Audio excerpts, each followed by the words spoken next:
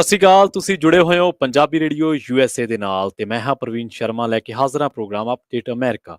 Update ਅਮਰੀਕਾ ਦੇ ਵਿੱਚ ਆਪਾਂ ਜਾਣਾਂਗੇ ਵਿਸ਼ਵ ਭਰ ਦੇ ਵਿੱਚ ਵਾਪਰੀਆਂ ਤੇ ਅਮਰੀਕਾ ਦੇ ਵਿੱਚ ਵਾਪਰੀਆਂ ਅਹਿਮ ਘਟਨਾਵਾਂ ਬਾਰੇ ਕੁਝ ਖਾਸ ਖਬਰਾਂ, ਕੁਝ ਖਾਸ ਜਾਣਕਾਰੀਆਂ। ਪਰ ਨਾਲ ਜੋੜਦੇ ਹਾਂ ਹਰਜੋਤ ਸਿੰਘ ਖਾਲਸਾ ਨੂੰ ਖਾਲਸਾ ਜੀ ਨੂੰ। ਖਾਲਸਾ ਜੀ, ਸਤਿ ਸ਼੍ਰੀ ਅਕਾਲ। ਸਵਾਗਤ ਹੈ ਪ੍ਰੋਗਰਾਮ ਅਪਡੇਟ ਅਮਰੀਕਾ ਦੇ ਵਿੱਚ। ਸਤਿ ਸ਼੍ਰੀ ਅਕਾਲ, ਧੰਨਵਾਦ ਜੀ ਆਇਆਂ ਨੂੰ। ਪੰਜਾਬੀ ਰੇਡੀਓ ਯੂਐਸਏ ਦੇ ਜਿੰਨੇ ਵੀ ਸਰੋਤੇ ਸਾਡੇ ਸਾਰੇ ਹੀ ਜੀ AM ਸਟੇਸ਼ਨ, FM ਸਟੇਸ਼ਨ, ਘਰਾਂ ਦੇ ਵਿੱਚ ਰੇਡੀਓ ਸੈਟਸ ਦੇ ਰਾਹੀਂ, ਟੈਲੀਫੋਨ ਦੇ ਰਾਹੀਂ, ਫੇਸਬੁੱਕ, YouTube ਤੇ ਲਾਈਵ ਦੇਖ ਰਹੇ ਹੋ, ਸੁਣ ਰਹੇ ਹੋ, ਸਾਰਿਆਂ ਨੂੰ ਜੀ ਆਇਆਂ ਨੂੰ ਤੇ ਬਹੁਤ ਹੀ ਪਿਆਰ ਤੇ ਸਤਿਕਾਰ ਭਰੀ ਸਤਿ ਸ਼੍ਰੀ ਅਕਾਲ।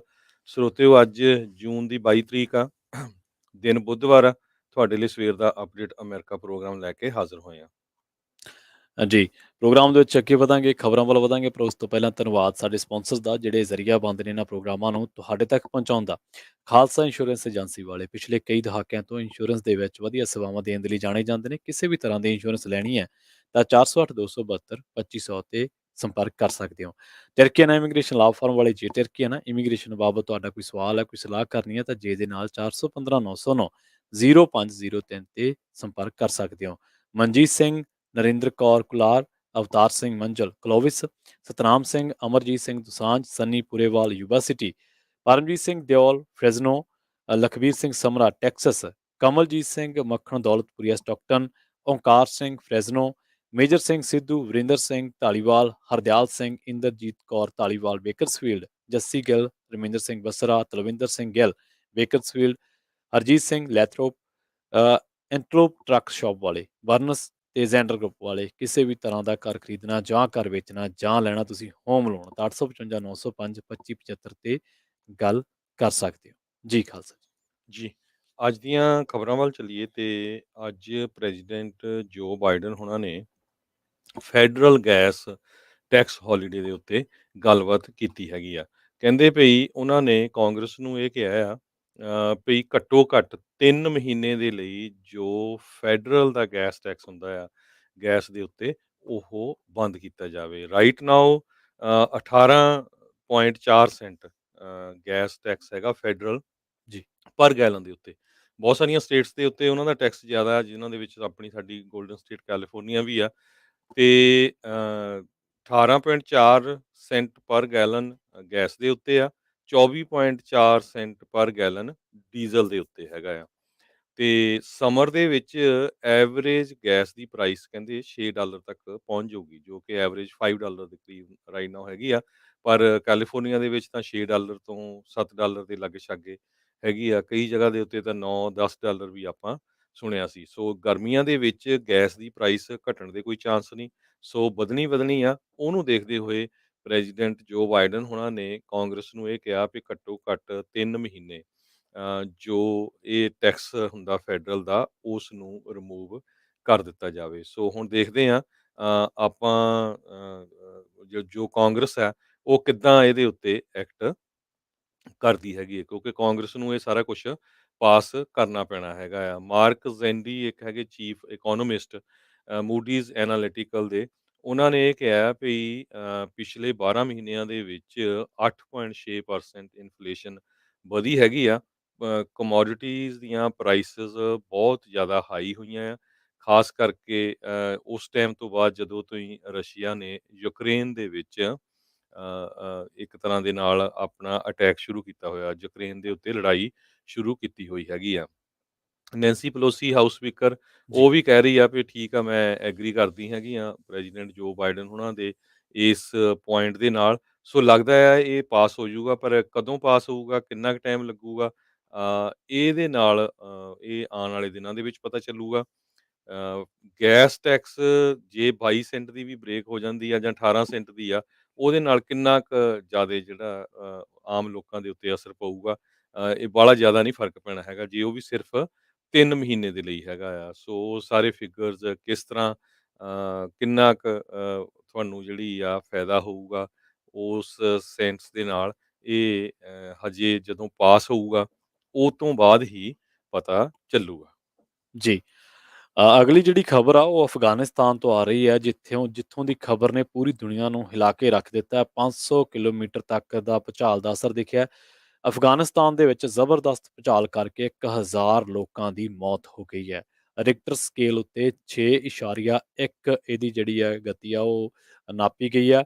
1500 ਤੋਂ ਵੱਧ ਲੋਕ ਜਿਹੜੇ ਆ ਉਹ ਜ਼ਖਮੀ ਹੋਏ ਨੇ। ਪਾਕਿਸਤਾਨ ਦੇ ਵੀ ਕਈ ਇਲਾਕਿਆਂ ਦੇ ਵਿੱਚ ਜਿਹੜੇ ਭੂਚਾਲ ਦੇ ਝਟਕੇ ਆ ਉਹ ਮਹਿਸੂਸ ਕੀਤੇ ਗਏ ਨੇ ਤੇ ਦੱਸਿਆ ਜਾ ਰਿਹਾ ਜਿਹੜਾ ਯੂਐਸ ਦਾ ਜਿਓਲੋਜੀਕਲ ਸਰਵੇ ਆ ਉਹਦੇ ਮੁਤਾਬਕ ਜਿਹੜਾ ਭੂਚਾਲ ਦਾ ਕੇਂਦਰ ਸੀਗਾ ਅਫਗਾਨਿਸਤਾਨ ਦਾ ਖੋਸਤ ਸ਼ਹਿਰ ਹੈ ਉੱਥੋਂ 40 ਕਿਲੋਮੀਟਰ ਦੂਰ ਸੀਗਾ। ਦੂਜੇ ਪਾਸੇ ਇਹ ਕਿਹਾ ਗਿਆ ਕਿ ਲਗਭਗ 500 ਕਿਲੋਮੀਟਰ ਤੱਕ ਦਾ ਜਿਹੜਾ ਦਾਇਰਾ ਸੀ ਇਸ ਇਲਾਕੇ ਦੇ ਨੇੜੇ ਤੇੜੇ ਉਹ ਬੁਰੀ ਤਰ੍ਹਾਂ ਦੇ ਨਾਲ ਪ੍ਰਭਾਵਿਤ ਹੋਇਆ। ਹਜ਼ਾਰ ਤੋਂ ਵੱਧ ਤਾਂ ਮੌਤਾਂ ਹੋ ਚੁੱਕੀਆਂ ਨੇ, ਪੁਸ਼ਟੀ ਹੈ, ਪਰ ਮੌਤਾਂ ਦਾ ਅੰਕੜਾ ਹੋਰ ਵੀ ਵਧਣ ਦਾ ਖਾਦਸ਼ਾ ਜਿਹੜਾ ਉਹ ਪ੍ਰਗਟਾਇਆ ਜਾ ਰਿਹਾ ਕਿਉਂਕਿ ਘਰ ਟੁੱਟੇ ਨੇ ਔਰ ਉਸ ਤੋਂ ਇਲਾਵਾ ਹੋਰ ਵੀ ਕਈ ਇਲਾਕਿਆਂ ਦੇ ਵਿੱਚ ਹਲੇ ਜਿਹੜੇ ਬਚਾਅ ਕਾਰਜ ਨੇ ਉਹ ਜਾਰੀ ਨੇ। ਪਾਕਿਸਤਾਨ ਤੇ ਭਾਰਤ ਦੇ ਵਿੱਚ ਵੀ ਭੂਚਾਲ ਦੇ ਕਈ ਇਲਾਕਿਆਂ ਦੇ ਵਿੱਚ, ਸਾਰੇ ਨਹੀਂ, ਕਈ ਇਲਾਕਿਆਂ ਦੇ ਵਿੱਚ ਭੂਚਾਲ ਦੇ ਝਟਕੇ ਜਿਹੜੇ ਆ ਉਹ ਮਹਿਸੂਸ ਕੀਤੇ ਗਏ ਨੇ। ਸਰਕਾਰ ਦੇ ਸਪੋਕਸਪਰਸਨ ਨੇ ਬਿਲਾਲ ਕਰੀਮੀ ਤੇ ਉਹਨਾਂ ਨੇ ਜਿਹੜੀ ਜਾਣਕਾਰੀ ਦਿੱਤੀ ਹੈ ਉਹ ਕਹਿੰਦੇ ਕਿ ਪਖਤੀਤਾ ਪ੍ਰਾਂਤ ਸੂਬਾ ਜਿਹੜਾ ਉਹਦੇ 4 ਜ਼ਿਲ੍ਹਿਆਂ ਦੇ ਵਿੱਚ ਜਿਹੜੇ ਜ਼ਿਆਦਾ ਤਬਾਹੀ ਹੋਈ ਆ ਉੱਥੇ ਲੋਕ ਸੈਂਕੜੇ ਲੋਕ ਜਿਹੜੇ ਆ ਮਾਰੇ ਗਏ ਆ ਤੇ ਦਰਜਨਾਂ ਤੋਂ ਵੱਧ ਘਰ ਜਿਹੜੇ ਆ ਉਹ ਤਬਾਹ ਹੋ ਗਏ ਆ। ਕਈ ਇਲਾਕਿਆਂ ਦੇ ਵਿੱਚ ਇੰਨੀ ਕੁ ਤਬਾਹੀ ਇਸ ਭੂਚਾਲ ਨੇ ਮਚਾਈ ਹੈ ਕਿ ਉੱਥੇ ਹੁਣ ਰਾਹਤ ਤੇ ਬਚਾਅ ਕਾਰਜ ਵੀ ਜਿਹੜੇ ਕਰਨੇ ਔਖੇ ਆ ਕਿਉਂਕਿ ਘਰ ਜਿਹੜੇ ਟੁੱਟ ਕੇ ਸੜਕਾਂ ਤੇ ਡਿੱਗ ਪਿਆ ਤੇ ਦੂਰ ਦੁਰਾਡੇ ਇਲਾਕਿਆਂ ਦੇ ਵਿੱਚ ਪਹੁੰਚ ਕਰਨੀ ਔਖੀ ਹੋ ਗਈ ਹੈ। ਅਬਦੁਲ ਵਾਹਿਦ ਰਾਇਨ ਨੇ ਜਿਹੜੇ ਉੱਥੋਂ ਦੀ ਨਿਊਜ਼ ਏਜੰਸੀ ਦੇ ਰਿਪੋਰਟਰ ਨੇ, ਉਹਨਾਂ ਨੇ ਟਵੀਟ ਦੇ ਜ਼ਰੀਏ ਜਾਣਕਾਰੀ ਦਿੱਤੀ ਹੈ ਕਿ ਬਰਮਲ, ਜ਼ੀਰੂਖ, ਨਾਕਾ ਤੇ ਜਾਨ ਜ਼ਿਲ੍ਹੇ ਆ ਜਿਹੜੇ, ਇੱਥੇ ਮਰਨ ਵਾਲਿਆਂ ਦੀ ਗਿਣਤੀ ਤਕਰੀਬਨ 400 ਦੇ ਕਰੀਬ ਆ ਤੇ ਸੈਂਕੜੇ ਲੋਕ ਜਿਹੜੇ ਆ ਉਹ ਜ਼ਖਮੀ ਹੋਏ ਨੇ। ਤਾਂ ਜੇਕਰ ਭੂਚਾਲ ਦੇ ਨਾਲ ਰਿਲੇਟਡ ਕੁਛ ਟੈਕਨੀਕਲ ਚੀਜ਼ਾਂ ਤੇ ਗੌਰ ਕਰੀਏ ਤਾਂ 0 ਤੋਂ 1.9 ਤੱਕ ਜਿਹੜਾ ਸਿਰਫ ਸਿਸਮੋਗ੍ਰਾਫ ਤੋਂ ਹੀ ਪਤਾ ਲੱਗਦਾ ਵੀ ਭੂਚਾਲ ਆਇਆ ਸੀਗਾ। 2 ਤੋਂ 2.9 ਤੱਕ ਹਲਕਾ ਕੰਪਨ ਮਹਿਸੂਸ ਕੀਤਾ ਜਾਂਦਾ ਹੈ। 3 ਤੋਂ 3.9 ਤੱਕ ਕਈ ਜਿਹੜੇ ਟਰੱਕ ਸਪੀਡ ਨਾਲ ਆਪਣੇ ਨੇੜ ਦੀ ਲੰਘ ਜਾਂਦੇ ਆ ਤਾਂ ਇਸ ਤਰ੍ਹਾਂ ਦਾ ਮਹਿਸੂਸ ਹੁੰਦਾ ਹੈ। 4 ਤੋਂ 4.9 ਤੱਕ ਦਰਵਾਜ਼ੇ, ਖਿੜਕੀਆਂ ਟੁੱਟ ਸਕਦੀਆਂ ਨੇ ਤੇ ਕਈ ਜਿਹੜੇ ਕੰਧਾਂ ਤੇ ਟੰਗੇ ਫਰੇਮ ਹੁੰਦੇ ਆ ਉਹ ਵੀ ਡਿੱਗ ਜਾਂਦੇ ਨੇ। 5 ਤੋਂ ਜੇਕਰ 5-9 ਤੱਕ ਦਾ ਭੂਚਾਲ ਆਉਂਦਾ ਤਾਂ ਫਰਨੀਚਰ ਵਰਗਾ ਭਾਰੀ ਸਮਾਨ ਵੀ ਹਿੱਲ ਸਕਦਾ। 6 ਤੋਂ 6-9 ਤੱਕ ਇਮਾਰਤਾਂ ਦੀਆਂ ਨੀਆਂ ਜਿਹੜੀਆਂ ਨੇ ਉਹ ਹਿੱਲ ਜਾਂਦੀਆਂ ਨੇ, ਉੱਪਰੀ ਹਿੱਸੇ ਡਿੱਗ ਵੀ ਪੈਂਦੇ ਨੇ। 7 ਤੋਂ 7-9 ਤੱਕ ਨੂੰ ਕੋਈ ਵੀ ਇਮਾਰਤ ਝੱਲਣ ਦੇ ਸਮਰੱਥ ਨਹੀਂ ਹੁੰਦੀ ਤੇ ਕਈ ਵਾਰੀ ਜ਼ਮੀਨ ਦੇ ਅੰਦਰ ਪਾਈਆਂ ਪਾਈਪਾਂ ਵੀ ਫਟ ਜਾਂਦੀਆਂ ਨੇ ਤੇ 8 ਤੋਂ 8-9 ਤੱਕ ਤਾਂ ਆਪਾਂ ਦੇਖਦੇ ਹਾਂ ਕਿ ਕਈ ਵੱਡੇ ਪੁਲ ਵੀ ਜਿਹੜੇ ਆ ਉਹ ਡਿੱਗ ਪੈਂਦੇ ਨੇ। 9 ਦਾ ਤਾਂ ਬਹੁਤ ਜ਼ਿਆਦਾ ਖਤਰਨਾਕ ਹੁੰਦਾ। ਜੇਕਰ ਦੁਨੀਆ ਦੇ ਸਭ ਤੋਂ ਵੱਧ ਆਏ ਭੂਚਾਲਾਂ ਜਾਂ ਉਹਨਾਂ ਦੀ ਮਚਾਈ, ਤਬਾਹੀ ਤੇ ਗੱਲ ਕਰੀਏ ਤਾਂ ਅੰਕੜੇ ਦੱਸਦੇ ਨੇ ਵੀ ਧਰਤੀ ਤੇ ਹਰ ਸਾਲ ਲਗਭਗ 5 ਲੱਖ ਭੂਚਾਲ ਆਉਂਦੇ ਨੇ। ਕਰੀਬ 1 ਲੱਖ ਨੂੰ ਹੀ ਲੋਕ ਮਹਿਸੂਸ ਕਰਦੇ ਨੇ ਵੱਖ-ਵੱਖ ਇਲਾਕਿਆਂ ਦੇ ਵਿੱਚ। ਇਹਨਾਂ ਚੋਂ 100 ਕੁ ਤੋਂ ਇਹੋ ਜਿਹੇ ਹੁੰਦੇ ਨੇ ਜਿਹੜੇ ਜ਼ਿਆਦਾ ਤਬਾਹੀ ਮਚਾਉਂਦੇ ਨੇ ਜਾਂ ਜ਼ਿਆਦਾ ਵੱਡਾ ਨੁਕਸਾਨ ਕਰਦੇ ਨੇ। ਚਿਲੀ ਦੇ ਵਿੱਚ 1960 ਦੀ ਗੱਲ ਹੈ ਜਦੋਂ ਇੱਕ ਬਹੁਤ ਤਕੜਾ ਭੂਚਾਲ ਆਇਆ ਸੀ। 9.5 ਇਹਦੀ ਜਿਹੜੀ ਗਤੀ ਸੀ ਉਹ ਨਾਪੀ ਗਈ ਸੀ ਤੇ ਇਹਦੇ ਵਿੱਚ 6000 ਲੋਕ ਜਿਹੜੇ ਆ ਮਾਰੇ ਗਏ ਸਨ। ਅ, ਭਾਰਤ ਦੇ ਵਿੱਚ ਸਭ ਤੋਂ ਜ਼ਿਆਦਾ ਵਿਨਾਸ਼ਕਾਰੀ ਭੂਚਾਲ 15 ਜਨਵਰੀ 1934 ਨੂੰ ਬਿਹਾਰ ਦੇ ਵਿੱਚ ਆਇਆ ਸੀ ਤੇ ਇਹਦੀ ਜਿਹੜੀ ਗਤੀ ਨਾਪੀ ਗਈ ਸੀ 8.1 ਸੀਗੀ ਤੇ 30,000 ਲੋਕ ਮਾਰੇ ਗਏ ਸਨ। 1811 ਦੀ ਗੱਲ ਆ ਜਦੋਂ ਉੱਤਰੀ ਅਮਰੀਕਾ ਦੇ ਵਿੱਚ ਇੰਨਾ ਜ਼ੋਰਦਾਰ ਭੂਚਾਲ ਆਇਆ ਸੀਗਾ ਕਿ ਮਿਸੀਸਿਪੀ ਨਦੀ ਜਿਹੜੀ ਆ ਉਹ ਉਲਟੀ ਦਿਸ਼ਾ ਦੇ ਵਿੱਚ ਵਹਿਣ ਲੱਗ ਪਈ ਸੀ। ਇਸ ਤੋਂ ਇਲਾਵਾ ਪੇਰੂ ਦੇ ਵਿੱਚ ਭੂਚਾਲ ਦੇ ਨਾਲ ਬਹੁਤ ਸਾਰੀ ਧਰਤੀ ਖਿਸਕੀ ਸੀ। 1970 ਦੀ ਗੱਲ ਹੈ ਤੇ ਇਹਦੀ ਰਫ਼ਤਾਰ 400 ਕਿਲੋਮੀਟਰ ਪ੍ਰਤੀ ਘੰਟਾ ਦੱਸੀ ਸੀ, ਹਵਾਵਾਂ ਜਿਹੜੀਆਂ ਚੱਲੀਆਂ ਸੀ ਤੇ 18,000 ਲੋਕ ਮਾਰੇ ਗਏ ਸਨ। ਚੀਨ ਦੇ ਕਾਸੂ ਪ੍ਰਾਂਤ ਦੇ ਵਿੱਚ 1920 ਦੇ ਵਿੱਚ ਭੂਚਾਲ ਦੇ ਨਾਲ ਲੈਂਡਸਲਾਈਡ ਹੋਏ ਸਨ। 2 ਲੱਖ ਲੋਕ ਮਾਰੇ ਗਏ ਸਨ। 2004 ਦੀ ਗੱਲ ਹੈ ਜਦੋਂ ਇੰਡੋਨੇਸ਼ੀਆ ਦੇ ਵਿੱਚ ਹਿੰਦ ਮਹਾਸਾਗਰ ਦੇ ਵਿੱਚ ਸੁਨਾਮੀ ਆਈ ਸੀ ਤੇ ਇਹਦੇ ਵਿੱਚ ਵੀ 2.5 ਲੱਖ ਦੇ ਕਰੀਬ ਜਿਹੜੇ ਲੋਕ ਆ ਉਹ ਮਾਰੇ ਗਏ ਸਨ। ਜੀ। ਜੀ। ਸੋ ਬਿਲਕੁਲ ਸਰੋਤਿਆਂ ਨੂੰ ਦੱਸਦੀ ਜਾਈਏ ਜਿਹੜਾ ਅਫਗਾਨਿਸਤਾਨ ਆ ਇਹ ਭੂਚਾਲ ਵਾਲਾ ਏਰੀਆ ਆ, ਹਿੰਦੂ ਕੁਸ਼ ਏਰੀਆ। ਜੇ ਕੁਛ ਕੁ ਪਿਛਲੇ ਸਾਲਾਂ ਦੇ ਦੌਰਾਨ ਖਤਰਨਾਕ ਭੂਚਾਲ ਜੋ ਆਏ ਆ ਜਿੱਥੇ ਕਾਫੀ ਮੌਤਾਂ ਹੋਈਆਂ ਅਫਗਾਨਿਸਤਾਨ 'ਚ, ਉਹ ਦੱਸਦੇ ਜਾਈਏ ਜੋ ਕੱਲ੍ਹ ਹੋਇਆ ਹੈ ਰਾਤੀ ਉੱਥੇ ਭੂਚਾਲ ਆਇਆ ਜੀ। ਪਾਕਿਸਤਾਨ ਬਾਰਡਰ ਦੇ ਲਾਗੇ। ਹੁਣ ਤੱਕ 1000 ਮੌਤਾਂ ਹੋ ਚੁੱਕੀਆਂ, 1500 ਤੋਂ ਜ਼ਿਆਦਾ ਫੱਟੜ ਹੋ ਚੁੱਕੇ ਹੈਗੇ ਆ। ਇਸ ਤੋਂ ਪਹਿਲਾਂ ਜਨਵਰੀ 17, 2022 ਦੇ ਵਿੱਚ ਵੀ ਬਦਗੀਸ਼ ਟਾਊਨ ਉੱਥੇ ਭੁਚਾਲ ਆਇਆ ਸੀ ਅਫਗਾਨਿਸਤਾਨ 'ਚ, 30 ਮੌਤਾਂ ਹੋਈਆਂ ਸੀਆਂ, 49 ਫੱਟੜ ਹੋਏ ਸੀ।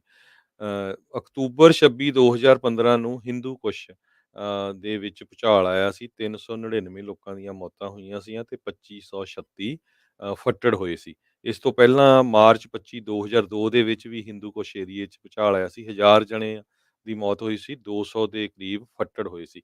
ਸਭ ਤੋਂ ਵੱਡਾ ਭੁਚਾਲ ਤਖਰ ਏਰੀਆ ਮਈ 30, 1998 ਦੇ ਵਿੱਚ ਅਫਗਾਨਿਸਤਾਨ 'ਚ ਆਇਆ ਸੀ, ਜਿਹਦੇ ਨਾਲ 4000 ਤੋਂ ਲੈ ਕੇ 4500 ਤੱਕ ਮੌਤਾਂ ਹੋਈਆਂ ਸੀਆਂ ਤੇ 10000 ਦੇ ਕਰੀਬ ਲੋਕ ਫੱਟੜ ਹੋਏ ਸੀ।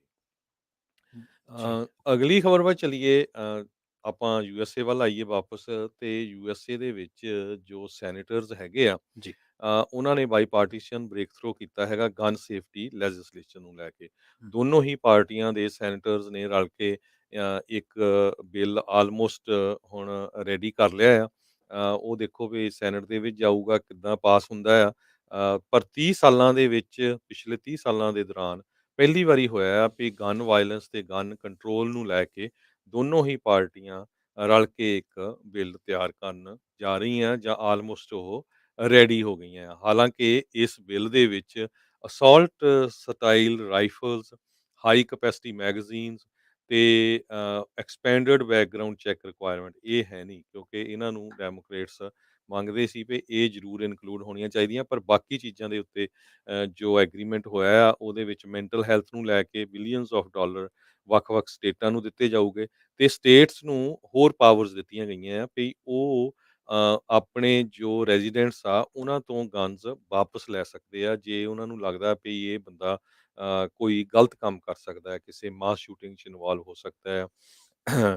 ਇਹ ਸਾਰਾ ਕੁਝ ਪਿਛਲੇ ਕੁਝ ਮਹੀਨਿਆਂ ਦੇ ਦੌਰਾਨ ਕਿੰਨੀਆਂ ਮਾਸ ਸ਼ੂਟਿੰਗਸ ਹੋਈਆਂ ਯੂਐਸਏ ਦੇ ਵਿੱਚ, ਉਹਨੂੰ ਲੈ ਕੇ ਲਾ ਮੇਕਰਸ ਨੇ ਇਕੱਠੇ ਹੋ ਕੇ ਬਿੱਲ ਤਿਆਰ ਕੀਤਾ ਹੈਗਾ ਆ। ਸਾਰਿਆਂ ਨੂੰ ਯਾਦ ਆ ਵੀ ਬਫਲੋ ਸੁਪਰਮਾਰਕੀਟ ਦੇ ਵਿੱਚ 10 ਜਣਿਆਂ ਦੀ ਮੌਤ ਹੋਈ ਸੀ ਮਾਸ ਸ਼ੂਟਿੰਗ ਦੇ ਦੌਰਾਨ ਤੇ ਰੀਸੈਂਟਲੀ ਕੁਝ ਹਫ਼ਤੇ ਹੀ ਪਹਿਲਾਂ ਰੋਬ ਐਲੀਮੈਂਟਰੀ ਸਕੂਲ ਯੂਵਾਲਡੇ ਟੈਕਸਸ ਦੇ ਵਿੱਚ 21 ਜਣਿਆਂ ਦੀ ਮੌਤ ਹੋਈ ਸੀ। 20 ਬੱਚੇ ਸੀ ਤੇ 21ਵਾਂ ਜਿਹੜਾ ਆ ਉਹ ਟੀਚਰ ਸੀਗਾ। ਜੌਨ ਕੋਰਨਿਨ ਟੈਕਸਸ ਦੇ ਜੋ ਹੈਗੇ ਆ ਸੈਨੇਟਰ, ਉਹਨਾਂ ਨੇ ਇਹ ਕਿਹਾ ਆ ਵੀ ਜੋ ਰਿਪਬਲਿਕਨ ਨੈਗੋਸ਼ੀਏਟਰ ਵੀ ਹੈਗੇ ਆ ਫਲੋਰ ਦੇ ਉੱਤੇ, ਉਹਨਾਂ ਨੇ ਕਿਹਾ ਵੀ ਅਸੀਂ ਕੁਝ ਨਾ ਕੁਝ ਜ਼ਰੂਰ ਕਰਨ ਜਾ ਰਹੇ ਹੈਗੇ ਆ ਤਾਂ ਕਿ ਇਹ ਇੱਕ ਬਹੁਤ ਵੱਡਾ ਇਸ਼ੂ ਹੈਗਾ ਇਸ ਵੇਲੇ ਯੂਐਸਏ ਦੇ ਲਈ। ਇਹਦੇ ਤੇ ਕਿਸ ਤਰ੍ਹਾਂ ਜਿਹੜਾ ਆ ਕੰਟਰੋਲ ਕੀਤਾ ਜਾ ਸਕਦਾ ਹੈਗਾ ਆ। ਸੈਨੇਟਰ ਕ੍ਰਿਸ ਮਰਫੀ ਕਨੈਟੀਕਟ ਦੇ, ਉਹ ਲੀਡ ਡੈਮੋਕ੍ਰੈਟਿਕ ਨੈਗੋਸ਼ੀਏਟਰ ਹੈਗੇ ਆ। ਤੇ ਉਹਨਾਂ ਨੇ ਇਸ ਬਿੱਲ ਦੀ ਵੀ ਪ੍ਰਸ਼ੰਸਾ ਕੀਤੀ ਆ ਵੀ ਚਲੋ ਕੁਛ ਨਾ ਕੁਛ ਤਾਂ ਅਸੀਂ 30 ਸਾਲਾਂ ਤੋਂ ਬਾਅਦ ਇਹਦੇ ਵਿੱਚ ਪ੍ਰਾਪਤ ਕਰਨ ਜਾ ਰਹੇ ਹੈਗੇ ਆ। ਸੋ 60 ਵੋਟਾਂ ਚਾਹੀਦੀਆਂ ਹੈਗੀਆਂ ਯੂਐਸ ਸੈਨੇਟ ਦੇ ਵਿੱਚ ਇਸ ਬਿੱਲ ਨੂੰ ਪਾਸ ਕਰਨ ਦੇ ਲਈ। ਇਸ ਟਾਈਮ 50 ਡੈਮੋਕ੍ਰੇਟ ਸੈਨੇਟਰਸ ਹੈਗੇ ਆ। ਐਕਚੁਅਲੀ 49 ਆ, ਇੱਕ ਇੰਡੀਪੈਂਡੈਂਟ ਆ ਤੇ ਪਰ ਉਹ ਯੂਜੂਅਲੀ ਡੈਮੋਕ੍ਰੇਟਸ ਹੀ ਵੋਟ ਪਾਉਂਦੇ ਆ ਤੇ ਬਾਕੀ ਉਹਨਾਂ ਨੂੰ 10 ਘੱਟੋ ਘੱਟ ਰਿਪਬਲਿਕਨ ਸੈਨੇਟਰਸ ਦੀ ਜ਼ਰੂਰਤ ਪਊਗੀ ਤੇ 60 ਵੋਟਾਂ ਉਹਨਾਂ ਨੂੰ ਪਾਸ ਕਰਨ ਦੇ ਲਈ। ਉਸ ਤੋਂ ਬਾਅਦ ਫਿਰ ਬਿੱਲ ਇਹ ਕਾਂਗਰਸ ਦੇ ਵਿੱਚ ਵੀ ਜਾਏਗਾ। ਜੀ। ਅਗਲੀ ਖਬਰ ਦੁਬਈ ਦੇ ਹਵਾਲੇ ਦੇ ਨਾਲ ਆ ਰਹੀ ਹੈ। ਇੱਕ ਮੀਡੀਆ ਅਦਾਰੇ ਦੀ ਜਿਹੜੀ ਰਿਪੋਰਟ ਹੈ, ਉਹਦੀ ਖਬਰ ਦਾ ਜਿਹੜਾ ਮਜ਼ਮੂਨ ਹੈ, ਉਹ ਇਹ ਕਹਿ ਰਿਹਾ ਕਿ ਅਮਰੀਕਾ ਤੇ ਈਰਾਨ ਦੇ ਵਿਚਾਲੇ ਸਮੁੰਦਰੀ ਇਲਾਕੇ ਦੇ ਵਿੱਚ ਟਕਰਾਅ ਦੀ ਇੱਕ ਘਟਨਾ ਸਾਹਮਣੇ ਆਈ ਹੈ। ਜਿਹੜੀ ਖਬਰ ਹੈ, ਵੈਬਸਾਈਟ ਆ, ਉਹ ਇਹ ਗੱਲ ਕਹਿੰਦੀ ਹੈ ਕਿ ਰਣਨੀਤਿਕ ਜਿਹੜੇ ਸਟ੍ਰੇਟ ਆਫ ਹਾਰਮਜ਼, ਜਿਹਨੂੰ ਅਸੀਂ ਤੰਗ ਸਮੁੰਦਰੀ ਰਸਤਾ ਕਹਿ ਸਕਦੇ ਹਾਂ, ਉਹਦੇ ਵਿੱਚ ਅਮਰੀਕੀ ਜਲ ਸੈਨਾ ਨੂੰ ਈਰਾਨੀ ਰੈਵੋਲੂਸ਼ਨਰੀ ਗਾਰਡ ਦੀ ਇੱਕ ਸਪੀਡ ਬੋਟ ਨੂੰ ਭਜਾਉਣ ਦੇ ਲਈ ਚੇਤਾਵਨੀ ਦੇ ਲਹਿਜ਼ੇ ਦੇ ਵਿੱਚ ਫਲੇਅਰ ਯਾਨੀ ਕਿ ਚਮਕਦੀ ਬਲਦੀ ਲਾਟ ਛੱਡਣੀ ਪਈ। ਇੱਥੇ ਇਹ ਗੱਲ ਜ਼ਿਕਰਯੋਗ ਹੈ ਕਿ ਅਮਰੀਕਾ ਤੇ ਈਰਾਨ ਦੇ ਦਰਮਿਆਨ ਪਰਮਾਣੂ ਸੰਧੀ ਤੇ ਗੱਲਬਾਤ ਕਾਫੀ ਦੇਰ ਤੋਂ ਰੁਕੀ ਹੋਈ ਹੈ ਤੇ ਤਣਾਅ ਪਹਿਲਾਂ ਹੀ ਸਿਖਰਾਂ ਉੱਤੇ ਹੈ। ਤਹਿਰਾਨ ਯੂਰੇਨੀਅਮ ਨੂੰ ਮਾਰੂ ਪੱਧਰ ਉੱਤੇ ਸੋਧ ਰਿਹਾ, ਜਿਸ ਨੂੰ ਹਥਿਆਰਾਂ ਦੇ ਵਿੱਚ ਵਰਤਿਆ ਜਾ ਸਕਦਾ ਹੈ। ਇਸੇ ਦਰਮਿਆਨ ਸੰਯੁਕਤ ਰਾਸ਼ਟਰ ਦੀ ਪਰਮਾਣੂ ਹਥਿਆਰਾਂ ਉੱਤੇ ਨਿਗਰਾਨੀ ਰੱਖਣ ਵਾਲੀ ਜਿਹੜੀ ਇਕਾਈ ਹੈ, ਉਹਨੇ ਇਹ ਗੱਲ ਕਹੀ ਹੈ ਕਿ ਈਰਾਨ ਹੁਣ ਯੂਰੇਨੀਅਮ ਸੋਧਣ ਦੇ ਲਈ ਅਤੀ ਆਧੁਨਿਕ ਸੈਂਟਰੀਫਿਊਜ ਦੇ ਦੂਜੇ ਸੈੱਟ ਦੀ ਵਰਤੋਂ ਕਰ ਰਿਹਾ ਹੈ।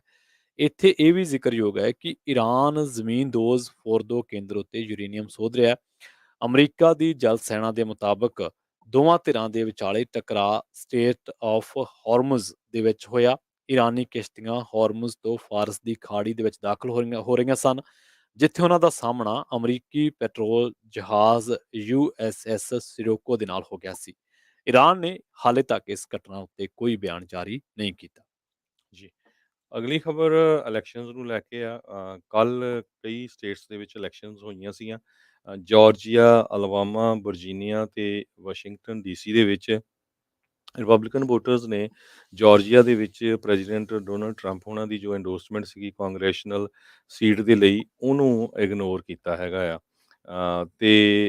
ਪਰ ਕੁਛ ਏਰੀਏ ਦੇ ਵਿੱਚ ਜੋ ਪ੍ਰੈਜ਼ੀਡੈਂਟ ਟਰੰਪ ਹੋਣਾ ਨੇ ਜਿਨ੍ਹਾਂ ਕੈਂਡੀਡੇਟਸ ਨੂੰ ਸਪੋਰਟ ਕੀਤਾ ਸੀ, ਜੀ, ਉਹ ਜਿੱਤੇ ਵੀ ਹੈਗੇ ਆ। ਇਸੇ ਤਰ੍ਹਾਂ ਕਹਿੰਦੇ ਪਈ ਪ੍ਰੈਜ਼ੀਡੈਂਟ ਟਰੰਪ ਹੋਣਾ ਨੇ ਉਸ ਨੂੰ ਸਪੋਰਟ ਕੀਤਾ ਸੀ ਅਲਬਾਮਾ ਦੇ ਵਿੱਚ, ਤੇ ਉਹਨਾਂ ਨੇ ਬਰੁਕਸ ਨੂੰ ਹਰਾਇਆ ਹੈਗਾ। ਪਹਿਲਾਂ ਜੋ ਮੋ ਬਰੁਕਸ ਹੈਗੇ ਆ ਅਲਬਾਮਾ ਦੇ ਰਿਪਰੈਜ਼ੈਂਟੇਟਿਵ, ਉਹਨਾਂ ਨੂੰ ਪ੍ਰੈਜ਼ੀਡੈਂਟ ਟਰੰਪ ਦੀ ਸਪੋਰਟ ਸੀ, ਪਰ ਬਾਅਦ ਦੇ ਵਿੱਚ ਉਹਨਾਂ ਨੇ ਆਪਣੀ ਸਪੋਰਟ ਵਿਦਡਰਾ ਕਰ ਲਈ ਸੀ। ਈਵਨ ਫੌਕਸ ਚੈਨਲ ਦਾ prime time lineup, senator Ted Cruz Texas ਦੇ, ਰੈਂਡ ਪਾਲ ਕੰਟਕੀ ਦੇ, ਇਹ ਸਾਰੇ ਉਸ ਨੂੰ ਸਪੋਰਟ ਕਰਦੇ ਸੀ। ਪਰ ਜਦੋਂ ਪ੍ਰੈਜ਼ੀਡੈਂਟ ਟਰੰਪ ਹੋਣਾ ਨੇ ਬ੍ਰਿਟ ਦੀ ਸਪੋਰਟ ਕੀਤੀ, ਤੇ ਉਹ ਜੋ ਆ ਉੱਥੋਂ ਜਿੱਤ ਗਏ ਹੈਗੇ ਆ। ਬਾਊਜ਼ਰ ਜੋ ਹੈਗੇ ਆ ਵਾਸ਼ਿੰਗਟਨ ਡੀਸੀ ਦੇ ਮੇਅਰ, ਉਹ ਤੀਜੀ ਵਾਰੀ ਕਹਿੰਦੇ ਪਈ ਮਰੀਅਲ ਬਾਊਜ਼ਰ ਮੇਅਰ ਬਣਨ ਜਾ ਰਹੇ ਹੈਗੇ ਆ। ਸੋ ਇਹ ਥਰਡ ਟਰਮ ਹੈਗੀ ਆ ਜਦੋਂ ਤੋਂ ਹੀ ਮੈਰੀਅਨ ਬੈਰੀ ਇੱਕ ਮੇਅਰ ਹੋਏ ਸੀ ਵਾਸ਼ਿੰਗਟਨ ਡੀਸੀ ਦੇ। 1986 ਦੇ ਵਿੱਚ ਉਹਨਾਂ ਨੇ ਲਗਾਤਾਰ ਇੱਦਾਂ ਜਿੱਤੀਆਂ ਸੀਗੀਆਂ ਇਲੈਕਸ਼ਨਾਂ।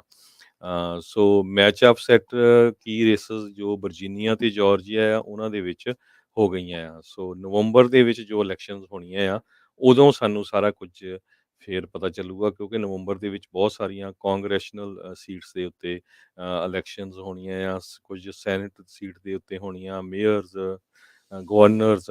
ਉਸ ਤੋਂ ਬਾਅਦ ਫਿਰ ਡਿਸਾਈਡ ਹੋਊਗਾ ਵੀ ਜੋ 2024 ਦੇ ਵਿੱਚ ਪ੍ਰੈਜ਼ੀਡੈਂਸ਼ੀਅਲ ਇਲੈਕਸ਼ਨ ਹੋਣੀ ਆ, ਉਹਦੇ ਵਿੱਚ ਕਿਹੜੇ-ਕਿਹੜੇ ਕੈਂਡੀਡੇਟਸ ਪ੍ਰੈਜ਼ੀਡੈਂਟ ਦੀ ਇਲੈਕਸ਼ਨ ਦੇ ਲਈ ਅੱਗੇ ਆਉਣਗੇ। ਤੇ ਹੁਣ ਆਪਾਂ ਪ੍ਰਵੀਨ ਜੀ ਇੱਕ ਬ੍ਰੇਕ ਲੈਂਦੇ ਆ, ਜੀ, ਤੇ ਜੀ, ਬ੍ਰੇਕ ਤੋਂ ਬਾਅਦ ਫਿਰ ਆਪਾਂ ਤੁਹਾਡੇ ਨਾਲ ਹੋਰ ਖਬਰਾਂ ਲੈ ਕੇ ਹਾਜ਼ਰ ਹੁੰਦੇ ਹਾਂ। ਜੀ, ਜੁੜੇ ਰਹੋ ਪੰਜਾਬੀ ਰੇਡੀਓ ਯੂਐਸਏ ਦੇ ਨਾਲ। ਅਸੀਂ ਹੁਣੇ ਪਰਤਾਂਗੇ ਇੱਕ ਛੋਟੀ ਜਿਹੀ ਬ੍ਰੇਕ ਤੋਂ ਬਾਅਦ।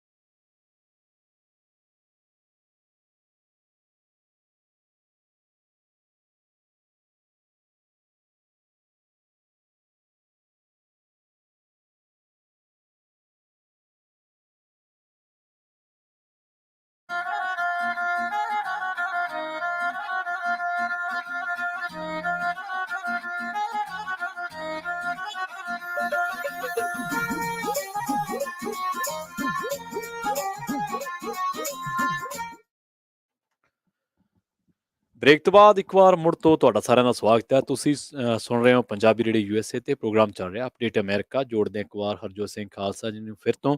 ਖਾਲਸਾ ਜੀ, ਇੱਕ ਵਾਰ ਫਿਰ ਤੋਂ ਤੁਹਾਡਾ ਵੀ ਬਹੁਤ-ਬਹੁਤ ਧੰਨਵਾਦ ਤੇ ਸਤਿਕਾਰ ਜੁੜਨ ਦੇ ਲਈ। ਸਤਿ ਸ਼੍ਰੀ ਅਕਾਲ। ਸਤਿ ਸ਼੍ਰੀ ਅਕਾਲ, ਧੰਨਵਾਦ, ਜੀ ਆਇਆਂ ਨੂੰ। ਜੀ, ਸੋ ਸਰੋਤਿਓ, ਆਪਾਂ ਅਗਲੀਆਂ ਖਬਰਾਂ ਵੱਲ ਚੱਲੀਏ। ਫਲੋਰੀਡਾ ਤੋਂ ਆ ਰਹੀ ਆ। ਫਲੋਰੀਡਾ ਦੇ ਵਿੱਚ ਇੱਕ $8 ਮਿਲੀਅਨ ਦਾ ਮੈਨਸ਼ਨ ਹੋਮ ਸੇਲ ਦੇ ਉੱਤੇ ਲਾਇਆ ਸੀ, ਤੇ ਕਿਉਂਕਿ ਉਹ ਖਾਲੀ ਸੀ, ਸੇਲ ਤੇ ਲਾਇਆ ਸੀ, ਤੇ ਕੁਛ 250 ਦੇ ਕਰੀਬ ਲੋਕ ਜਿਹੜੇ ਯੰਗਸਟਰ ਆ, ਉਹਨਾਂ ਨੇ ਇੱਕ ਵੀਕਐਂਡ ਦੇ ਦੌਰਾਨ ਉਸ ਘਰ ਦੇ ਵਿੱਚ ਐਂਟਰ ਕਰ ਗਏ ਤੇ ਉੱਥੇ ਚੰਗੀ ਤਕੜੀ ਪਾਰਟੀ ਕੀਤੀ ਤੇ ਘਰ ਨੂੰ ਪੂਰੀ ਤਰ੍ਹਾਂ ਟਰੈਸ਼ ਕਰ ਦਿੱਤਾ ਹੈਗਾ। ਜੀ, ਵਾਲਟਨ ਕਾਉਂਟੀ ਸ਼ੈਰਿਫ ਆਫਿਸ ਨੇ ਹੁਣ ਕਾਫੀ ਜੋ ਬੱਚੇ ਆ ਉਹਨਾਂ ਨੂੰ ਆਇਡੈਂਟੀਫਾਈ ਕਰ ਲਿਆ, ਜਿਨ੍ਹਾਂ ਨੇ ਪਿਛਲੇ ਸ਼ਨੀਚਰਵਾਰ ਨੂੰ ਇਸ ਘਰ ਨੂੰ ਬਲੈਕ ਵਾਟਰ ਸਟਰੀਟ ਮੈਂਸ਼ਨ, ਜੋ ਵਾਟਰ ਕਲਰ ਏਰੀਏ ਦੇ ਵਿੱਚ ਆ, ਉਸ ਨੂੰ ਮੈਸ ਅਪ ਕੀਤਾ ਸੀ ਤੇ ਉੱਥੇ ਪੂਰਾ ਲਾਊਡ ਮਿਊਜ਼ਿਕ ਲਾਇਆ, ਪਾਰਟੀ ਕੀਤੀ, ਮੈਚ ਕੀਤੇ ਤੇ ਪੂਰੇ ਘਰ ਨੂੰ ਟਰੈਸ਼ ਕਰ ਦਿੱਤਾ ਹੈਗਾ। 5 ਬੈੱਡਰੂਮ 8 ਬਾਥਰੂਮ ਵਾਲਾ ਇਹ ਬਹੁਤ ਵੱਡਾ ਘਰ ਫਲੋਰੀਡਾ ਦੇ ਵਿੱਚ ਜ਼ੀਲੋ ਦੇ ਅਨੁਸਾਰ 7.9 ਮਿਲੀਅਨ 50,000 ਦਾ ਸੇਲ ਦੇ ਉੱਤੇ ਲੱਗਾ ਹੋਇਆ ਤੇ 250 ਦੇ ਕਰੀਬ ਲੋਕਾਂ ਨੇ ਇਸ ਨੂੰ ਮੈਸ ਅਪ ਕੀਤਾ। ਉਹਨਾਂ ਦੇ ਗੁਆਂਢੀ ਨੇ ਦੱਸਿਆ, ਉਸ ਘਰ ਦੇ ਜੋ ਰਹਿੰਦੇ ਆ, ਵੀ ਇਹ ਜਿਨ੍ਹਾਂ ਦਾ ਘਰ ਆ ਬਹੁਤ ਨਾਈਸ ਬੰਦੇ ਹੈਗੇ, 2 ਬੱਚੇ ਉਹਨਾਂ ਦੇ 10 ਸਾਲ ਤੋਂ ਥੱਲੇ ਆ, ਜੀ, ਤੇ ਇਸ ਟਾਈਮ ਦੇ ਉੱਤੇ ਉਹ ਮੂਵ ਹੋ ਰਿਹਾ ਸੀ ਤੇ ਹੋਰ ਜਗ੍ਹਾ ਦੇ ਉੱਤੇ ਸੀਗੇ। ਜਦੋਂ ਵੀਕਐਂਡ ਦੇ ਦੌਰਾਨ ਬਿਨਾਂ ਕਿਸੇ ਨੂੰ ਪੁੱਛੇ ਤੇ ਧੱਕੇ ਦੇ ਨਾਲ ਜਾ ਕੇ ਉਹਨਾਂ ਨੇ ਆਪਣੇ ਕਬਜ਼ੇ 'ਚ ਬੱਚਿਆਂ ਨੇ ਕਰ ਲਿਆ ਤੇ ਪੂਰੀ ਪਾਰਟੀ ਕੀਤੀ। ਜੀ। ਅਗਲੀ ਜਿਹੜੀ ਖਬਰ ਆ ਉਹ ਬੜੀ ਮੰਦਭਾਗੀ ਖਬਰ ਹੈ। ਅਮਰੀਕਾ ਦੇ ਮੈਰੀਲੈਂਡ ਸੂਬੇ ਦੇ ਵਿੱਚੋਂ ਤੇਲੰਗਾਨਾ ਦੇ ਸਾਫਟਵੇਅਰ ਇੰਜੀਨੀਅਰ ਦੀ ਅਣਪਛਾਤੇ ਬੰਦੇ ਨੇ ਗੋਲੀ ਮਾਰ ਕੇ ਉਹਦਾ ਕਤਲ ਕਰ ਦਿੱਤਾ ਹੈ। ਨੱਕਾ ਸਾਈਂ ਚਰਨ 26 ਸਾਲ ਦੀ ਉਮਰ ਦੱਸੀ ਗਈ ਹੈ। ਤੇਲੰਗਾਨਾ ਦੇ ਨਲਗੋਂਡਾ ਜ਼ਿਲ੍ਹੇ ਦਾ ਇਹ ਰਹਿਣ ਵਾਲਾ ਸੀ ਤੇ ਉਸ ਸਮੇਂ ਇਹਦੇ ਤੇ ਹਮਲਾ ਕੀਤਾ ਗਿਆ। ਉਸ ਸਮੇਂ ਇਹਦਾ ਕਤਲ ਕੀਤਾ ਗਿਆ ਜਦੋਂ ਇੱਕ ਸ਼ਾਹ ਮੂਲ ਦੇ ਬੰਦੇ ਨੇ ਉਹਦੇ ਤੇ ਗੋਲੀ ਚਲਾਈ ਤੇ ਅਮਰੀਕਾ ਦੇ ਵਿੱਚ ਰਹਿੰਦੇ ਉਸ ਦੇ ਦੋਸਤਾਂ ਨੇ ਪਰਿਵਾਰ ਨੂੰ ਇਹਦੇ ਬਾਰੇ ਦੱਸਿਆ। ਸਾਈਂ ਚਰਨ ਨੂੰ ਗੋਲੀ ਉਦੋਂ ਮਾਰੀ ਗਈ ਜਦੋਂ ਉਹ ਮੈਰੀਲੈਂਡ ਦੇ ਵਿਲੇ ਕੈਟੋਨਸ ਵਿਲੇ ਦੇ ਨੇੜੇ ਆਪਣੀ ਕਾਰ ਦੇ ਵਿੱਚ ਸਫ਼ਰ ਕਰ ਰਿਹਾ ਸੀ। ਉਹ ਆਪਣੇ ਇੱਕ ਦੋਸਤ ਨੂੰ ਏਅਰਪੋਰਟ ਤੇ ਛੱਡ ਕੇ ਘਰ ਨੂੰ ਪਰਤ ਰਿਹਾ ਸੀ। ਉਸ ਦੇ ਸਿਰ ਦੇ ਵਿੱਚ ਗੋਲੀ ਲੱਗੀ, ਜਿਸ ਕਰਕੇ ਉਹਦੀ ਮੌਤ ਹੋਈ ਆ।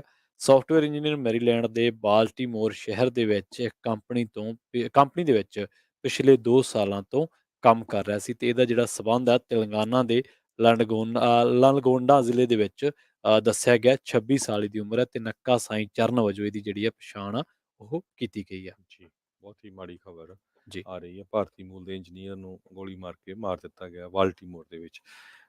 ਅਗਲੀ ਖਬਰ, ਚਾਈਨਾ ਦੇ ਵਿੱਚ ਇੱਕ ਸ਼ਹਿਰ ਨੂੰ ਉਹਨਾਂ ਦਾ ਜੋ ਟਾਈਟਲ ਹੁੰਦਾ ਸਿਵਲਾਈਜ਼ਡ ਸ਼ਹਿਰ ਹੈਗਾ ਆ, ਜੀ, ਉਸ ਤੋਂ ਚਾਈਨਾ ਦੀ ਜੋ ਕਮਿਊਨਿਸਟ ਪਾਰਟੀ ਆ ਉਸਨੇ ਰਿਮੂਵ ਕਰ ਦਿੱਤਾ। ਰਿਮੂਵ ਕਰਨ ਦਾ ਕਾਰਨ ਇਹ ਦੱਸਿਆ ਗਿਆ ਆ, ਟੈਂਗਸ਼ਨ ਇਹ ਜੋ ਟਾਊਨ ਆ, ਇਹ ਨੈਸ਼ਨਲ ਆਨਰਰੀ ਸਟੇਟਸ ਇਸ ਸ਼ਹਿਰ ਨੂੰ ਦਿੱਤਾ ਗਿਆ ਸੀ। ਉੱਥੇ 4 ਬੀਬੀਆਂ ਇੱਕ ਡਿਨਰ ਕਰਨ ਗਈਆਂ, 4 ਲੇਡੀਜ਼, ਤੇ ਜਿਨ੍ਹਾਂ ਨਾਲ ਕੁਛ ਲੋਕਾਂ ਨੇ ਛੇੜਖਾਨੀ ਕੀਤੀ। ਜੀ, ਸੋ ਜਦੋਂ ਉਹ ਕੰਪਲੇਨ ਫਾਈਲ ਹੋ ਗਈ ਪੁਲਿਸ ਦੇ ਵਿੱਚ, ਤੇ ਉਹ ਤੋਂ ਬਾਅਦ ਚਾਈਨਾ ਦੀ ਸੈਂਟਰਲ ਕਮੇਟੀ, ਜੋ ਕਮਿਊਨਿਸਟ ਪਾਰਟੀ ਦੀ ਸਿਵਲਾਈਜੇਸ਼ਨ ਆਫਿਸ ਆ ਉਹਨਾਂ ਦਾ, ਉਹਨਾਂ ਨੂੰ ਪਤਾ ਚੱਲਿਆ ਤੇ ਉਹਨਾਂ ਨੇ ਇਸ ਪੂਰੇ ਸ਼ਹਿਰ ਦਾ ਟਾਈਟਲ ਆ, ਜੋ ਨੈਸ਼ਨਲ ਸਿਵਲਾਈਜ਼ਡ ਸਿਟੀਜ਼ ਦੇ ਅੰਡਰ ਆਉਂਦਾ, ਉਸ ਨੂੰ ਰਿਮੂਵ ਕਰ ਦਿੱਤਾ ਹੈਗਾ।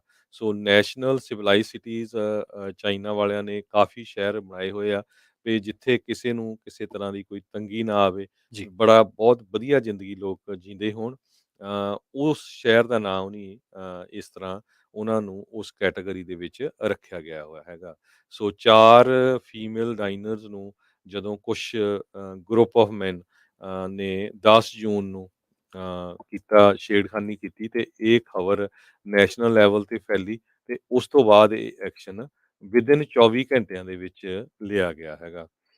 ਸਿਵਲਾਈਜ਼ਡ ਸਿਟੀ ਟੈਂਸ਼ਨ, ਸੋ ਉਸ ਦਾ ਹੁਣ ਟਾਈਟਲ ਰਿਮੂਵ ਕਰ ਦਿੱਤਾ ਗਿਆ। ਪਿਛਲੀ ਵਾਰੀ 2020 ਦੇ ਵਿੱਚ ਉਹ ਇਸ ਸ਼ਹਿਰ ਨੂੰ ਟਾਈਟਲ ਦਿੱਤਾ ਗਿਆ ਸੀ। 2005 ਦੇ ਵਿੱਚ ਇਹ ਪਹਿਲੀ ਵਾਰੀ ਦਿੱਤਾ ਗਿਆ ਸੀ ਤੇ ਉਸ ਤੋਂ ਬਾਅਦ 2020 ਦੇ ਵਿੱਚ ਦੁਬਾਰਾ ਕੀ ਉਹਨਾਂ ਨੂੰ ਕਿਉਂਕਿ ਸਾਰਾ ਕੁਛ ਉਹ ਚੈੱਕ ਕਰਦੇ ਆ ਵੀ ਕਿਸ ਤਰ੍ਹਾਂ ਲੋਕ ਵਰਤਦੇ ਬਾਕੀ ਲੋਕਾਂ ਦੇ ਨਾਲ 600 ਦੇ ਕਰੀਬ ਚਾਈਨਾ ਦੇ ਵਿੱਚ ਸ਼ਹਿਰ ਹੈਗੇ ਜਿਨ੍ਹਾਂ ਨੂੰ ਸਿਵਲਾਈਜ਼ਡ ਸਿਟੀਜ਼ ਦਾ ਨਾਮ ਟਾਈਟਲ ਦਿੱਤਾ ਗਿਆ ਹੈਗਾ। ਜੀ, ਜੀ। ਜੀ। ਅਗਲੀ ਜਿਹੜੀ ਖਬਰ ਆ ਉਹ ਜੁੜੀ ਆ ਦੋਸਤੀ ਦੇ ਨਾਲ। ਅਮਰੀਕਾ ਦੇ 5 ਦੋਸਤਾਂ ਦਾ ਇੱਕ ਬੜਾ ਅਨੋਖਾ ਰਿਵਾਜ ਆ। ਉਹ ਪਿਛਲੇ 40 ਸਾਲਾਂ ਤੋਂ ਇੱਕ ਹੀ ਥਾਂ ਤੇ ਇੱਕ ਹੀ ਪੋਜ਼ ਦੇ ਵਿੱਚ ਜਿਹੜੀ ਆ ਤਸਵੀਰ ਖਿਚਾ ਰਹੇ ਆ ਤੇ ਨਾ ਉਹਨਾਂ ਨੇ ਉਹ ਜਗ੍ਹਾ ਬਦਲੀ ਆ ਤੇ ਨਾ ਹੀ ਉਹਨਾਂ ਦਾ ਅੰਦਾਜ਼ ਬਦਲਿਆ। ਦੋਸਤੀ ਦੀਆਂ ਮਿਸਾਲਾਂ ਬਹੁਤ ਘੱਟ ਮਿਲਦੀਆਂ ਨੇ, ਆਮ ਕਰਕੇ ਆਪਾਂ ਜ਼ਿੰਦਗੀ ਦੇ ਵਿੱਚ ਦੇਖਦੇ ਹਾਂ। ਆਪ ਜਿਹੜੇ ਪ੍ਰਸਿੱਧ ਲੋਕ ਹੁੰਦੇ ਨੇ ਉਹਨਾਂ ਦੇ ਬਾਰੇ ਵੀ ਗੱਲਾਂ ਆਪਾਂ ਸੁਣਦੇ ਰਹਿੰਦੇ ਹਾਂ ਕਿ ਫਲਾਣ ਦੋਸਤ ਨਾਲ ਉਹਨੇ ਇਹ ਕੀਤਾ, ਫਲਾਂ ਇਹ ਕੀਤਾ। ਤਾਂ ਹੁਣ ਇਹਨਾਂ ਦੇ ਬਾਰੇ ਦੱਸਿਆ ਜਾ ਰਿਹਾ ਵੀ ਪਿਛਲੇ 40 ਸਾਲਾਂ ਤੋਂ ਇੱਕੋ ਪੋਜ਼ ਦੇ ਵਿੱਚ ਇਹ ਤਸਵੀਰਾਂ ਖਿਚਾ ਰਹੇ ਆ ਤੇ ਇਹ ਸਿਲਸਿਲਾ ਅੱਜ ਵੀ ਜਾਰੀ ਆ। John Dixon, John Maloney, Mark Rumer, John Wardlaw ਤੇ ਡੈਲਸ ਬਰਨੀ ਇਹ ਹਾਈ ਸਕੂਲ ਦੇ ਜ਼ਮਾਨੇ ਤੋਂ ਦੋਸਤ ਆ। 1970 ਤੋਂ ਕੈਲੀਫੋਰਨੀਆ ਬਾਰਡਰ ਦੇ ਕੋਲੇ ਇੱਕ ਕੋਪਕੋ ਲੇਕ ਆ, ਉਹਦੇ ਕੋਲੇ ਇੱਕ ਜਿਹੜਾ ਕੈਬਿਨ ਹੈ, ਉੱਥੇ ਇਹ ਮਿਲਦੇ ਰਹੇ ਆ ਤੇ 1982 ਤੋਂ ਲੈ ਕੇ ਹੁਣ ਤੱਕ ਇਹਨਾਂ ਨੇ ਉੱਥੋਂ ਖਾਸ ਪੋਜ਼ ਦੇ ਵਿੱਚ ਤਸਵੀਰਾਂ ਜਿਹੜੀਆਂ ਖਿੱਚਣੀਆਂ ਨੇ ਸ਼ੁਰੂ ਕੀਤੀਆਂ ਸੀਗੀਆਂ 82 ਤੋਂ, ਮਾਫ਼ ਕਰਨਾ।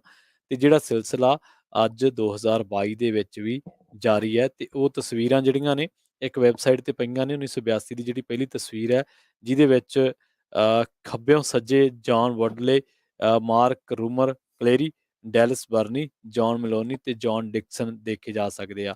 ਫਿਰ 87 ਦੀ ਇੱਕ ਤਸਵੀਰ ਆ ਜਿੱਥੋਂ ਜਿਹੜੇ ਆ ਜੌਨ ਦੇਖੇ ਸਾਰੇ ਉਸੇ ਹੀ ਪੋਜ਼ ਦੇ ਵਿੱਚ ਬੈਠੇ ਆ ਤੇ ਸੇਮ ਉਹਨਾਂ ਨੇ ਉਹੀ ਜਿਹੜੇ ਚੀਜ਼ਾਂ ਹੱਥ ਦੇ ਵਿੱਚ ਫੜੀਆਂ ਹੋਈਆਂ, ਜਿਵੇਂ ਪਹਿਲਾਂ ਉਹਨਾਂ ਦੀ ਕੋਲਡ ਡਰਿੰਕ ਜਾਂ ਇੱਕ ਵਾਟਰ ਬੋਟਲ ਸੀਗੀ। ਤੇ ਇਹਨਾਂ ਦੇ ਵਿੱਚੋਂ ਬਹੁਤ ਸਾਰੇ ਜਿਹੜੇ ਜਿਵੇਂ ਜੌਨ ਆ ਉਹਨਾਂ ਨੂੰ, ਜੌਨ ਡਿਕਸਨ ਆ ਉਹਨਾਂ ਨੂੰ ਇਲਾਕੇ ਬਦਲਣੇ ਪਏ, ਜਾਂ ਇਹਨਾਂ ਦੇ ਇੱਕ ਜਿਹੜਾ ਜੌਨ ਮਲੋਨੀ ਇਹਨਾਂ ਦੇ ਵਿੱਚ ਫੋਟੋਗ੍ਰਾਫਰ ਆ ਉਹ ਵੀ ਆਪਦੇ ਇਲਾਕੇ ਜਿਹੜੇ ਆ ਬਦਲਦਾ ਰਹਿੰਦਾ। ਪਰ ਬਾਵਜੂਦ ਇਹਦੇ ਇਕੱਠੇ ਹੁੰਦੇ ਆ 92, 97, 2002, 2007, 12, 17, 22 ਦੀਆਂ ਤਸਵੀਰਾਂ ਜਿਹੜੀਆਂ ਤੁਸੀਂ ਉੱਥੇ ਜਾ ਕੇ ਦੇਖ ਸਕਦੇ ਹੋ। ਤੇ ਹੁਣ ਇਹ ਕਾਫੀ ਜਿਹੜੇ ਆ ਓਲਡ ਏਜ ਹੋਏ ਪਏ ਆ, ਪਰ ਫਿਰ ਵੀ ਇਹ ਕਹਿੰਦੇ ਕਿ ਸਾਨੂੰ ਮਿਲ ਕੇ ਚੰਗਾ ਲੱਗਦਾ ਤੇ ਅਸੀਂ ਫਿਰ ਉਸ ਜਦੋਂ ਮਿਲਦੇ ਹਾਂ ਅਸੀਂ ਉਦੋਂ ਜਿਹੜੇ ਆ ਇਸੇ ਤਰ੍ਹਾਂ ਦੀ ਤਸਵੀਰ ਖਿੱਚਦੇ ਹਾਂ। ਇੱਕ ਵਾਰੀ 17 ਦੀ ਗੱਲ ਹੈ ਵੀ ਜੌਨ ਨੂੰ ਕੈਂਸਰ ਨੇ ਘੇਰ ਲਿਆ ਸੀਗਾ। ਉਦੋਂ ਉਹਨਾਂ ਦੀ ਮੁਲਾਕਾਤ ਜਿਹੜੀ ਹੈ ਨਹੀਂ ਹੋ ਸਕੀ, ਪਰ ਫਿਰ ਵੀ ਉਹਨਾਂ ਨੇ ਕੋਸ਼ਿਸ਼ ਕੀਤੀ। ਫਿਰ ਕਰੋਨਾ ਕਰਕੇ ਉਹ ਕਹਿੰਦੇ ਕਿ ਸਾਨੂੰ ਕੋਈ ਮੇਲ ਮਿਲਾਪ ਨਹੀਂ ਹੋਇਆ।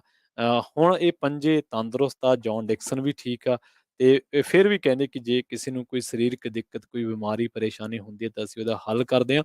ਤਾਂ ਜਿਹੜੇ ਲੋਕ ਅਕਸਰ ਦੋਸਤੀਆਂ ਦੇ ਕਰਕੇ ਝਗੜੇ-ਝਿੜੇ ਕਰਕੇ ਇੱਕ ਦੂਜੇ ਨਾਲ ਨਾਰਾਜ਼ਗੀ ਕਰਦੇ ਰਹਿੰਦੇ ਛੋਟੀਆਂ-ਛੋਟੀਆਂ ਗੱਲਾਂ ਤੋਂ, ਤਾਂ ਉਹਨਾਂ ਦੇ ਲਈ ਇਹ ਜਿਹੜੀ ਹੈ ਇੱਕ ਬੜੀ ਮੋਟੀਵੇਸ਼ਨਲ ਸਟੋਰੀ ਆ ਵੀ 1982 ਤੋਂ 22 ਤੱਕ 40 ਸਾਲ ਥੋੜ੍ਹੇ ਨਹੀਂ ਹੁੰਦੇ ਇਹ ਕਿਸੇ ਦੋਸਤੀ ਨੂੰ ਕਾਇਮ ਰੱਖਣ ਦੇ ਲਈ। ਜੀ, ਜੀ। ਅਗਲੀ ਖਬਰ ਮਿਡਲ ਈਸਟ ਤੋਂ ਆ ਰਹੀ ਆ। ਸਾਊਦੀ ਕਰਾਊਨ ਪ੍ਰਿੰਸ ਟਰਕੀ ਨੂੰ ਪਹਿਲੀ ਵਾਰੀ ਹੁਣ ਵਿਜ਼ਿਟ ਕਰਨ ਜਾ ਰਿਹਾ ਆ ਜੀ, ਖਸ਼ੋਗੀ ਦੇ ਮਰਡਰ ਤੋਂ ਬਾਅਦ। ਸਰੋਤਿਆਂ ਨੂੰ ਯਾਦ ਹੋਊਗਾ ਖਸ਼ੋਗੀ ਵਾਸ਼ਿੰਗਟਨ ਦੇ ਵਿੱਚ ਇੱਕ ਪੱਤਰਕਾਰ ਸੀ। ਇੱਥੇ ਦਾ USA ਦਾ ਇਮੀਗ੍ਰੈਂਟ ਸੀ, ਸਿਟੀਜ਼ਨ ਤਾਂ ਨਹੀਂ ਸੀ, ਇਮੀਗ੍ਰੈਂਟ ਸੀ। ਤੇ ਉਹ ਟਰਕੀ ਦੇ ਵਿੱਚ ਅੰਬੈਸੀ 'ਚ ਗਿਆ ਸੀ ਕਿਉਂਕਿ ਉਸਨੇ ਆਪਣਾ ਵਿਆਹ ਕਰਾਉਣਾ ਸੀ ਤੇ ਉੱਥੋਂ ਕੁਛ ਪੇਪਰ ਵਰਕ ਉਸਨੇ ਲੈਣਾ ਸੀ ਅੰਬੈਸੀ ਤੋਂ। ਜੀ, ਸੋ ਜਦੋਂ ਅੰਬੈਸੀ ਦੇ ਵਿੱਚ ਗਿਆ ਕੁਛ ਮਿੰਟਾਂ ਬਾਅਦ ਹੀ ਜਿਹੜਾ ਆ ਉਸ ਦਾ ਕਤਲ ਕਰ ਦਿੱਤਾ ਗਿਆ। ਤੇ ਉਸ ਤੋਂ ਬਾਅਦ ਟਰਕੀ ਨੇ ਸਿੱਧਾ ਰਿਸਪੋਂਸੀਬਲ ਸਾਊਦੀ ਅਰੇਬੀਆ ਦੇ ਕਰਾਊਨ ਪ੍ਰਿੰਸ ਨੂੰ ਦੱਸਿਆ। ਪ੍ਰੈਜ਼ੀਡੈਂਟ ਜੋ ਬਾਈਡਨ ਹੋਣੀ ਤਾਂ ਬਹੁਤ ਜ਼ਿਆਦਾ ਬੋਲੇ ਪਏ, ਦੇਖੋ ਇਹ ਸ਼ਰੇਆਮ ਧੱਕਾ ਹੈਗਾ ਤੇ ਆਪਾਂ ਉਹਨਾਂ ਦੇ ਨਾਲ ਡੀਲ ਨਹੀਂ ਕਰਾਂਗੇ ਕਿਸੇ ਤਰ੍ਹਾਂ ਦੀ ਵੀ। ਪਰ ਪਿਛਲੇ ਕੁਝ ਦਿਨਾਂ ਤੋਂ ਸਾਊਦੀ ਅਰੇਬੀਆ ਜਿਨ੍ਹਾਂ ਦਾ ਰੈਪੂਟੇਸ਼ਨ ਕਾਫੀ ਬੈਡ ਹੋਇਆ ਸੀ, ਇਸ ਮਸਲੇ ਤੋਂ ਬਾਅਦ ਉਹ ਹੁਣ ਆਪਣਾ ਦੁਬਾਰਾ ਕੀ ਕੋਸ਼ਿਸ਼ ਕਰ ਰਹੇ ਆ। ਪਿਛਲੇ ਦਿਨ ਈਜਿਪਟ ਦੇ ਵਿੱਚ ਵੀ ਉਹ ਗਏ ਹੈਗੇ ਆ। ਹੁਣ ਟਰਕੀ ਦੇ ਜੋ ਪ੍ਰਾਈਮ ਮਿਨਿਸਟਰ ਆ ਉਹਨਾਂ ਨੂੰ ਮਿਲਣ ਜਾ ਰਹੇ ਹੈਗੇ ਆ ਪ੍ਰਿੰਸ ਮੁਹੰਮਦ। ਤੇ ਇਸ ਤੋਂ ਬਾਅਦ ਟਾਈਪ ਐਰਡੋਗਨ ਜੋ ਪ੍ਰੈਜ਼ੀਡੈਂਟ ਆ ਟਰਕੀ ਦੇ, ਉਹਨਾਂ ਦੇ ਨਾਲ 1 on 1 ਮੁਹੰਮਦ ਬਿਨ ਸਲਮਾਨ ਗੱਲਬਾਤ ਕਰਨਗੇ। ਇਸ ਤੋਂ ਬਾਅਦ ਪ੍ਰੈਜ਼ੀਡੈਂਟ ਜੋ ਬਾਈਡਨ ਹੋਣਾ ਦੇ ਨਾਲ ਨੈਕਸਟ ਮੰਥ ਮੀਟਿੰਗ ਕਰਨ ਜਾ ਰਹੇ ਹੈਗੇ ਆ। ਸੋ ਉਸ ਸੰਬੰਧ ਦੇ ਵਿੱਚ ਪ੍ਰੈਜ਼ੀਡੈਂਟ ਜੋ ਬਾਈਡਨ ਹੋਣਾ ਦਾ ਵੀ ਕਾਫੀ ਵਿਰੋਧ ਹੋ ਰਿਹਾ ਕਿਉਂਕਿ 2019 ਦੇ ਵਿੱਚ ਉਹਨਾਂ ਨੇ ਇਹ ਕਿਹਾ ਸੀ ਵੀ ਸਾਊਦੀ ਅਰੇਬੀਆ ਨੂੰ ਅਸੀਂ ਲੈਸਨ ਟੀਚ ਕਰਾਵਾਂਗੇ ਕਿਉਂਕਿ ਇੱਕ ਪੱਤਰਕਾਰ ਦਾ ਜੋ ਕਿ ਵਾਸ਼ਿੰਗਟਨ ਪੋਸਟ ਦੇ ਲਈ ਕੰਮ ਕਰਦਾ ਸੀ, ਉਹਨਾਂ ਦਾ ਕਾਲਮਨਿਸਟ ਸੀ, ਉਸਦਾ ਸ਼ਰੇਆਮ ਕਤਲ ਕੀਤਾ ਗਿਆ ਸੀ। ਸੋ ਇਸ ਕਰਕੇ ਆਪਾਂ ਇਹਦਾ ਬਦਲਾ ਲਵਾਂਗੇ। ਪਰ ਕਿਉਂਕਿ ਇਕਨੋਮਿਕ ਹੁਣ ਚੇਂਜਸ ਬਹੁਤ ਚੱਲ ਰਹੀਆਂ ਪੂਰੇ ਵਰਲਡ ਦੇ ਲੈਵਲ ਤੇ ਹਰ ਇੱਕ ਕੰਟਰੀ ਕੋਸ਼ਿਸ਼ ਕਰ ਰਹੀ ਆ ਵੀ ਉਹਨਾਂ ਦਾ ਉੱਥੇ ਰਿਸੈਸ਼ਨ ਨਾ ਆਵੇ ਤੇ ਸਾਰਾ ਕੁਛ ਠੀਕ-ਠਾਕ ਰਹੇ। ਸੋ ਯੂਐਸ ਦੇ ਪ੍ਰੈਜ਼ੀਡੈਂਟ ਵੀ ਇਸੇ ਕੋਸ਼ਿਸ਼ ਦੇ ਵਿੱਚ ਹੁਣ ਸਾਊਦੀ ਅਰੇਬੀਆ ਦੇ ਜੋ ਕਿੰਗ ਹੈਗੇ ਆ, ਉਹਨਾਂ ਨੂੰ ਮਿਲਣ ਜਾ ਰਹੇ ਹੈਗੇ। ਜੀ, ਜੀ। ਕਈ ਵਾਰੀ ਸਾਡੀ ਜ਼ਿੰਦਗੀ ਦੇ ਵਿੱਚ ਕੁਛ ਘਟਨਾਵਾਂ ਇਹੋ ਜਿਹੀਆਂ ਵਾਪਰ ਜਾਂਦੀਆਂ ਨੇ, ਜਿਨ੍ਹਾਂ ਦੇ ਕਰਕੇ ਸਾਡੇ ਆਰਥਿਕ ਹਾਲਾਤ ਕਈ ਵਾਰੀ ਬਹੁਤ ਜ਼ਿਆਦਾ ਖਰਾਬ ਹੋ ਜਾਂਦੇ ਨੇ ਜਾਂ ਉਹ ਘਟਨਾਵਾਂ ਸਾਡੀ ਜ਼ਿੰਦਗੀ ਨੂੰ ਬਹੁਤ ਹੱਦ ਤੱਕ ਬਦਲ ਕੇ ਰੱਖ ਦਿੰਦੀਆਂ ਨੇ। ਅਫ਼ਗਾਨਿਸਤਾਨ ਦੇ ਵਿੱਚ ਆਪਾਂ ਦੇਖਿਆ ਕਿ ਬਹੁਤ ਵੱਡਾ ਇੱਕ ਤਖ਼ਤਾ ਪਲਟ ਹੋਇਆ, ਬਹੁਤ ਤਾਲਿਬਾਨ ਕੋਲੇ ਜਦੋਂ ਕੰਟਰੋਲ ਆਇਆ ਤਾਂ ਉਦੋਂ ਅਫ਼ਗਾਨਿਸਤਾਨ ਦੇ ਵਿੱਚ ਬਹੁਤ ਜ਼ਿਆਦਾ ਵੱਡੇ ਪੱਧਰ ਤੇ ਲੋਕਾਂ ਦੇ ਵਿੱਚ ਖੌਫ ਦੇਖਿਆ ਗਿਆ। ਉੱਥੋਂ ਦੇ ਇੱਕ ਜਰਨਲਿਸਟ ਨੇ, ਅਫ਼ਗਾਨ ਜਰਨਲਿਸਟ ਮੂਸਾ ਮੁਹੰਮਦ, ਕਈ ਦਿਨ ਪਹਿਲਾਂ ਉਹਨਾਂ ਦੀ ਇੱਕ ਜਿਹੜੀ ਫੋਟੋ ਵਾਇਰਲ ਹੋਈ, ਇੱਕ ਤਸਵੀਰ ਵਾਇਰਲ ਹੋਈ ਜਿਹਦੇ ਵਿੱਚ ਉਹ ਸਮੋਸਾ ਵੇਚਦੇ ਨਜ਼ਰ ਆ ਰਹੇ ਸਨ। ਤਾਲਿਬਾਨ ਰੂਲਡ ਨੇਸ਼ਨ ਦੇ ਵਿੱਚ ਹੁਣ ਉਹਨਾਂ ਦੀ ਜਿਹੜੀ ਤਸਵੀਰ ਵਾਇਰਲ ਹੋਈ। ਬਾਅਦ ਦੇ ਵਿੱਚ ਉਹ ਜਿਹੜੀ ਤਸਵੀਰ ਸੀਗੀ, ਉਹ ਕਿਸੇ ਵੱਡੇ ਅਦਾਰੇ ਕੋਲੇ ਗਈ, ਮਤਲਬ ਜਿਨ੍ਹਾਂ ਨੇ ਉਹਨਾਂ ਨੂੰ ਨੌਕਰੀ ਦੀ ਪੇਸ਼ਕਸ਼ ਵੀ ਕੀਤੀ ਤੇ ਹੁਣ ਉਹ ਕਹਿੰਦੇ ਕਿ ਇੱਕ ਕਾਬਿਲ ਹਕਮਾਲ ਨੇ ਉੱਥੋਂ ਦੇ ਜਰਨਲਿਸਟ ਤੇ ਉਹ ਕਹਿੰਦੇ ਕਿ ਜਰਨਲਿਸਟਾਂ ਦੀ ਲਾਈਫ ਵਿਚਾਰਿਆਂ ਦੀ ਇੰਨੀ ਕੁ ਖਰਾਬ ਹੈ ਵੀ ਉਹਨਾਂ ਨੂੰ ਆਪਦੀ ਘਰ ਨੂੰ ਜਵਾਕਾਂ ਨੂੰ ਫੀਡ ਕਰਨ ਵਾਸਤੇ ਉਹਨਾਂ ਨੂੰ ਜਿਹੜਾ ਗਲੀਆਂ ਦੇ ਵਿੱਚ ਸਟਰੀਟ ਫੂਡ ਜਿਹੜੇ ਉਹਦੀਆਂ ਰੇਹੜੀਆਂ ਲਾਉਣੀਆਂ ਪੈ ਰਹੀਆਂ ਨੇ ਤੇ ਰੇਹੜੀਆਂ ਕਹਿੰਦੇ ਕਿੱਥੇ ਲਾਉਣਗੇ ਪੱਤਰਕਾਰ ਉੱਥੋਂ ਦੀ ਲੋਕ ਜਿਹੜੇ ਉਹਨਾਂ ਦੇ ਵਿੱਚ ਹੁਣ ਪਰਚੇਜ਼ਿੰਗ ਪਾਵਰ ਜਿਹੜੀ ਆ ਇੰਨਾ ਖਰੀਦ ਸ਼ਕਤੀ ਜਾਂ ਉਹਨਾਂ ਨੂੰ ਆਰਥਿਕ ਵਸੀਲੇ ਇੰਨੇ ਕੁ ਮਾੜੇ ਆ ਵੀ ਉਹਨਾਂ ਨੂੰ ਇਹ ਚੀਜ਼ਾਂ ਖਰੀਦਣੀਆਂ ਵੀ ਔਖੀਆਂ ਲੱਗਦੀਆਂ। ਹੁਣ ਦੱਸਦੀ ਵੀ ਉਸ ਜਰਨਲਿਸਟ ਨੂੰ ਇੱਕ ਨੌਕਰੀ ਆਫਰ ਹੋਈ ਆ ਤੇ ਮੂਸਾ ਮੁਹੰਮਦ, ਜੇਕਰ ਤੁਸੀਂ ਇਹਦੇ ਬਾਰੇ ਸਰਚ ਕਰੋਗੇ ਤਾਂ ਤੁਹਾਨੂੰ ਕੁਇੰਟ ਦੀ ਇੱਕ ਬੜੀ ਵੱਡੀ ਰਿਪੋਰਟ ਮਿਲ ਜਾਣੀ ਹੈ। ਇਹਦੀ ਗੱਲ ਅਸੀਂ ਤਾਂ ਕਰ ਰਹੇ ਹਾਂ ਵੀ ਪਿਛਲੇ ਦਿਨੀ ਸ਼੍ਰੀਲੰਕਾ ਦੇ ਵਿੱਚ ਵੀ ਆਪਾਂ ਦੇਖਿਆ ਕਿ ਆਰਥਿਕ ਸੰਕਟ ਹੈ ਤੇ ਉੱਥੇ ਵਰਲਡ ਕੱਪ ਜੇਤੂ ਜਿਹੜੇ ਵਿਸ਼ਵ ਕੱਪ ਜੇਤੂ ਖਿਡਾਰੀ ਨੇ, ਉਹ ਚਾਹ ਵਰਤਾ ਰਹੇ ਸੀਗੇ। ਰੋਸ਼ਨ ਮਹਾਨਾਮਾ ਉਹਨਾਂ ਦਾ ਨਾਂ ਹੈ ਤੇ ਖਾਲਸਾ ਜੀ ਤੁਸੀਂ ਵੇਖੋ ਵੀ ਮੀਡੀਆ ਦੀ ਕਾਹਲ ਕਿੰਨੀ ਆ ਤੇ ਰੋਸ਼ਨ ਮਹਾਨਾਮਾ ਨੂੰ ਵੀ ਜੋੜਤਾ ਉਹਨਾਂ ਨੇ ਮੂਸਾ ਮੁਹੰਮਦੀ ਦੇ ਨਾਲ। ਵੀ ਜੀ, ਦੇਖੋ ਜੀ, ਅਫ਼ਗਾਨਿਸਤਾਨ ਦੇ ਵਿੱਚ ਤਾਂ ਮੂਸਾ ਮੁਹੰਮਦੀ ਚਾਹ ਵਰਤਾ ਰਿਹਾ ਸੀ, ਸਮੋਸੇ ਵੇਚ ਰਿਹਾ ਸੀ। ਉਹ ਤਾਂ ਚਲੋ ਉਹਦੀ ਤਸਵੀਰ ਬਿਲਕੁਲ ਜਾਇਜ਼ ਸੀਗੀ, ਉਹ ਖਬਰ ਬਿਲਕੁਲ ਦਰੁਸਤ ਸੀਗੀ ਤੇ ਇੱਥੇ ਜੀ ਜਿਹੜਾ ਕ੍ਰਿਕਟਰ ਹੈ ਵਿਸ਼ਵ ਕੱਪ ਜੇਤੂ ਹੈ ਤੇ ਉਹਨੂੰ ਚਾਹ ਵੇਚਣੀ ਪੈ ਰਹੀ ਹੈ। ਜਦਕਿ ਜਦੋਂ ਇਹਦੀ ਬਾਰੇ ਪੜਤਾਲ ਕੀਤੀ ਗਈ ਤੇ ਉਹਨਾਂ ਨੇ ਖੁਦ ਫਿਰ ਬਾਅਦ ਦੇ ਵਿੱਚ ਟਵਿੱਟਰ ਅਕਾਊਂਟ ਤੇ ਤਸਵੀਰਾਂ ਆਪਦੀਆਂ ਜਿਹੜੀਆਂ ਸ਼ਾਇਆ ਕੀਤੀਆਂ, ਜਿਹੜੇ ਇਹ ਰੋਸ਼ਨ ਮਹਾਨਾਮਾ ਸੀਗੇ ਤੇ ਉਹ ਕਹਿੰਦੇ ਵੀ ਮੇਰੇ ਲੋਕ ਬੜੀ ਮੁਸ਼ਕਲ ਦੇ ਵਿੱਚ ਆ ਤੇ ਮੇਰੇ 'ਚ ਦੇਸ਼ ਭਗਤੀ ਦੀ ਭਾਵਨਾ, ਮੈਂ ਨਹੀਂ ਚਾਹੁੰਦਾ ਮੇਰੇ ਜਿਹੜੇ ਲੋਕ ਆ ਮੇਰੇ ਦੇਸ਼ ਦੇ ਉਹ ਇਸ ਤਰ੍ਹਾਂ ਹੋਣ ਤੇ ਉਹ ਕਹਿੰਦਾ ਮੈਂ ਇਸੇ ਕਰਕੇ ਚਾਹ ਤੇ ਬੰਨ ਉਹਦਾ ਪ੍ਰਬੰਧ ਕੀਤਾ ਤੇ ਜਿਹੜੇ ਲੋਕ ਵੀ ਆਲੇ-ਦੁਆਲੇ ਦੇ ਇਲਾਕੇ ਦੇ ਸੀਗੇ ਤਾਂ ਉਹ ਕਹਿੰਦਾ ਫਿਰ ਉਹਨਾਂ ਨੂੰ ਮੈਂ ਉਹਨਾਂ ਨੂੰ ਰਜਾਉਣ ਦੀ, ਭੁੱਖਿਆਂ ਨੂੰ ਰਜਾਉਣ ਦੀ ਇੱਕ ਕੋਸ਼ਿਸ਼, ਨਿੱਕੀ ਜਿਹੀ ਕੋਸ਼ਿਸ਼ ਕੀਤੀ। ਤਾਂ ਉਹ ਕਹਿੰਦੇ ਕਿ ਵਿਜੇ ਰਾਮਾ ਮਾਵਥਾ ਇੱਕ ਇਲਾਕਾ ਵਾ, ਵਾਰਡ ਪਲੇਸ ਇਲਾਕਾ ਵਾ ਉੱਥੇ ਸ਼੍ਰੀਲੰਕਾ ਦੇ ਵਿੱਚ, ਤਾਂ ਉੱਥੇ ਉਹਨਾਂ ਨੇ ਫਿਰ ਇਹ ਲੋਕਾਂ ਦੇ ਵਾਸਤੇ ਚਾਹ ਦਾ ਜਿਹੜਾ ਪ੍ਰਬੰਧ ਕੀਤਾ ਸੀ। ਉਹ ਕੋਇਨਸੀਡੈਂਟਲੀ ਪੈਟਰੋਲ ਪੰਪ ਤੇ ਉਹਨਾਂ ਨੇ ਫਿਰ ਇਹ ਸਾਰਾ ਪ੍ਰਬੰਧ ਕੀਤਾ, ਪਰ ਲੋਕਾਂ ਨੇ, ਮੀਡੀਆ ਨੇ ਉਹਨਾਂ ਨੂੰ ਮੂਸਾ ਮੁਹੰਮਦ ਦੇ ਨਾਲ ਜੋੜ ਦਿੱਤਾ। ਸੋ ਇਸ ਤਰ੍ਹਾਂ ਜਦੋਂ ਕਿਸੇ ਵੀ ਦੇਸ਼ ਦੇ ਵਿੱਚ ਹਾਲਾਤ ਚੰਗੇ ਨਹੀਂ ਰਹਿੰਦੇ ਤਾਂ ਉਦੋਂ ਉੱਥੋਂ ਦੇ ਲੋਕਾਂ ਦੀ ਤਕਦੀਰ ਵੀ ਬਦਲ ਜਾਂਦੀ ਹੈ। ਉੱਥੋਂ ਦੇ ਬੜੇ ਕਾਬਲ ਤੇ ਬੜੇ ਮਾਹਰ ਲੋਕਾਂ ਨੂੰ ਵੀ ਕਈ ਵਾਰੀ ਗੁਜ਼ਰ-ਬਸਰ ਕਰਨ ਵਾਸਤੇ ਬਹੁਤ ਵੱਡੀ ਜੱਦੋ-ਜਹਿਦ ਕਰਨੀ ਪੈਂਦੀ ਹੈ। ਜੀ। ਅਗਲੀ ਖਬਰ ਵੱਲ ਚਲੀਏ ਤੇ ਜੋ ਸਾਊਥ ਡਕੋਟਾ ਤੋਂ ਆ ਰਹੀ ਆ। ਸਾਊਥ ਡਕੋਟਾ ਦੇ ਅਟਾਰਨੀ ਜਨਰਲ ਨੂੰ ਜੀ। ਇੰਪੀਚਮੈਂਟ ਟ੍ਰਾਇਲ ਦੇ ਦੌਰਾਨ ਕਨਵਿਕਟ ਕੀਤਾ ਗਿਆ ਆ, ਹੂੰ, ਕਿਉਂਕਿ ਉਹ ਇੱਕ ਫੇਟਲ ਕ੍ਰੈਸ਼ ਦੇ ਵਿੱਚ ਇਨਵੋਲਵ ਸੀਗਾ ਹੂੰ, ਤੇ ਉਸ ਨੂੰ ਆਫਿਸ ਦੇ ਵਿੱਚੋਂ ਵੀ ਰਿਮੂਵ ਕਰ ਦਿੱਤਾ ਗਿਆ ਆ। ਜੇਸਨ ਰੈਵਨਸਬਰਗ ਕਹਿੰਦੇ ਭਈ ਇੱਕ ਦਿਨ ਆਪਣੀ ਕਾਰ ਦੇ ਵਿੱਚ ਸੰਨ 2020 ਚ ਜਾ ਰਿਹਾ ਸੀ ਜੀ। ਤੇ ਉਸ ਨੇ ਇੱਕ ਬੰਦੇ ਨੂੰ ਫੇਟਲੀ ਸਟ੍ਰਕ ਕਰ ਦਿੱਤਾ, ਉਹਨੂੰ ਮਾਰ ਦਿੱਤਾ ਜਦੋਂ ਐਕਸੀਡੈਂਟ ਹੋ ਗਿਆ ਹੂੰ, ਤੇ ਉਸ ਨੇ 911 ਕਾਲ ਰਾਤ ਨੂੰ ਜਾ ਕੇ ਕਾਫ਼ੀ ਲੰਮੇ ਸਮੇਂ ਤੋਂ ਬਾਅਦ ਕੀਤੀ ਵੀ ਮੈਂ ਆ ਰਿਹਾ ਸੀ ਤਾਂ ਮੇਰੀ ਕਾਰ ਦੇ ਵਿੱਚ ਇੱਕ ਜੋ ਡੀਅਰ ਆ ਉਹ ਵੱਜਾ ਤੇ ਹੋ ਸਕਦਾ ਤੇ ਉਸ ਦੀ ਮੌਤ ਹੋ ਗਈ ਹੋਵੇ। ਜਦ ਕਿ ਉਸ ਨੂੰ ਪਤਾ ਸੀ ਵੀ ਉਸ ਨੇ ਇੱਕ ਪਰਸਨ ਨੂੰ 55 ਸਾਲਾਂ ਦਾ ਇੱਕ ਬਜ਼ੁਰਗ ਸੀ ਜੋ ਉੱਥੇ ਕ੍ਰਾਸ ਕਰ ਰਿਹਾ ਸੀ, ਜੋਸੇਫ ਬੋਇਵਰ ਨਾਮ ਦਾ। ਉਸ ਨੂੰ ਹਿੱਟ ਕਰਕੇ ਮਾਰ ਦਿੱਤਾ ਆ। ਬਾਅਦ ਦੇ ਵਿੱਚ ਜੋਸਫ ਵਾਈਵਰ ਦੀ ਫੈਮਿਲੀ ਨੇ ਇਸ ਅਟਾਰਨੀ ਜਨਰਲ ਦੇ ਨਾਲ ਐਗਰੀਮੈਂਟ ਕਰ ਲਿਆ, ਪਰ ਉਹਦੀ ਜਿਹੜੀ ਇਨਵੈਸਟੀਗੇਸ਼ਨ ਸੀ, ਉਹ ਚੱਲ ਰਹੀ ਸੀ। ਉਹਦੇ ਉੱਤੇ 2 ਟ੍ਰੈਫਿਕ ਮਿਸਡਮੀਨਰ ਦੇ ਵੀ ਚਾਰਜਸ ਲਾਏ ਗਏ ਸੀ। $500-500 ਦਾ ਕੱਲੀ-ਕੱਲੀ ਚਾਰਜਸ ਦਾ ਉਹਦੇ ਤੇ ਫਾਈਨ ਹੋਇਆ ਤੇ ਸਟੇਟ ਸੈਨੇਟ ਨੇ ਉਸ ਨੂੰ ਕਨਵਿਕਟ ਕਰ ਦਿੱਤਾ ਜੋ ਇਹ ਕ੍ਰਾਈਮ ਕੀਤਾ ਸੀਗਾ।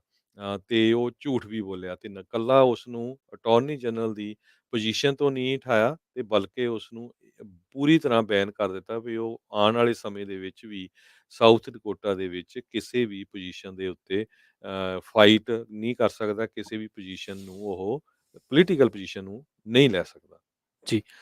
ਖਾਲਸਾ ਜੀ, ਇੱਥੇ ਰੁਕਦੇ ਹਾਂ ਆਪਾਂ ਇੱਕ ਹੋਰ ਛੋਟੀ ਜਿਹੀ ਬ੍ਰੇਕ ਦੇ ਲਈ। ਉਸ ਤੋਂ ਪਾਰ ਫਿਰ ਖਬਰਾਂ ਦਾ ਸਿਲਸਿਲਾ ਇਸੇ ਤਰ੍ਹਾਂ ਜਾਰੀ ਰਹੇਗਾ। ਜੀ।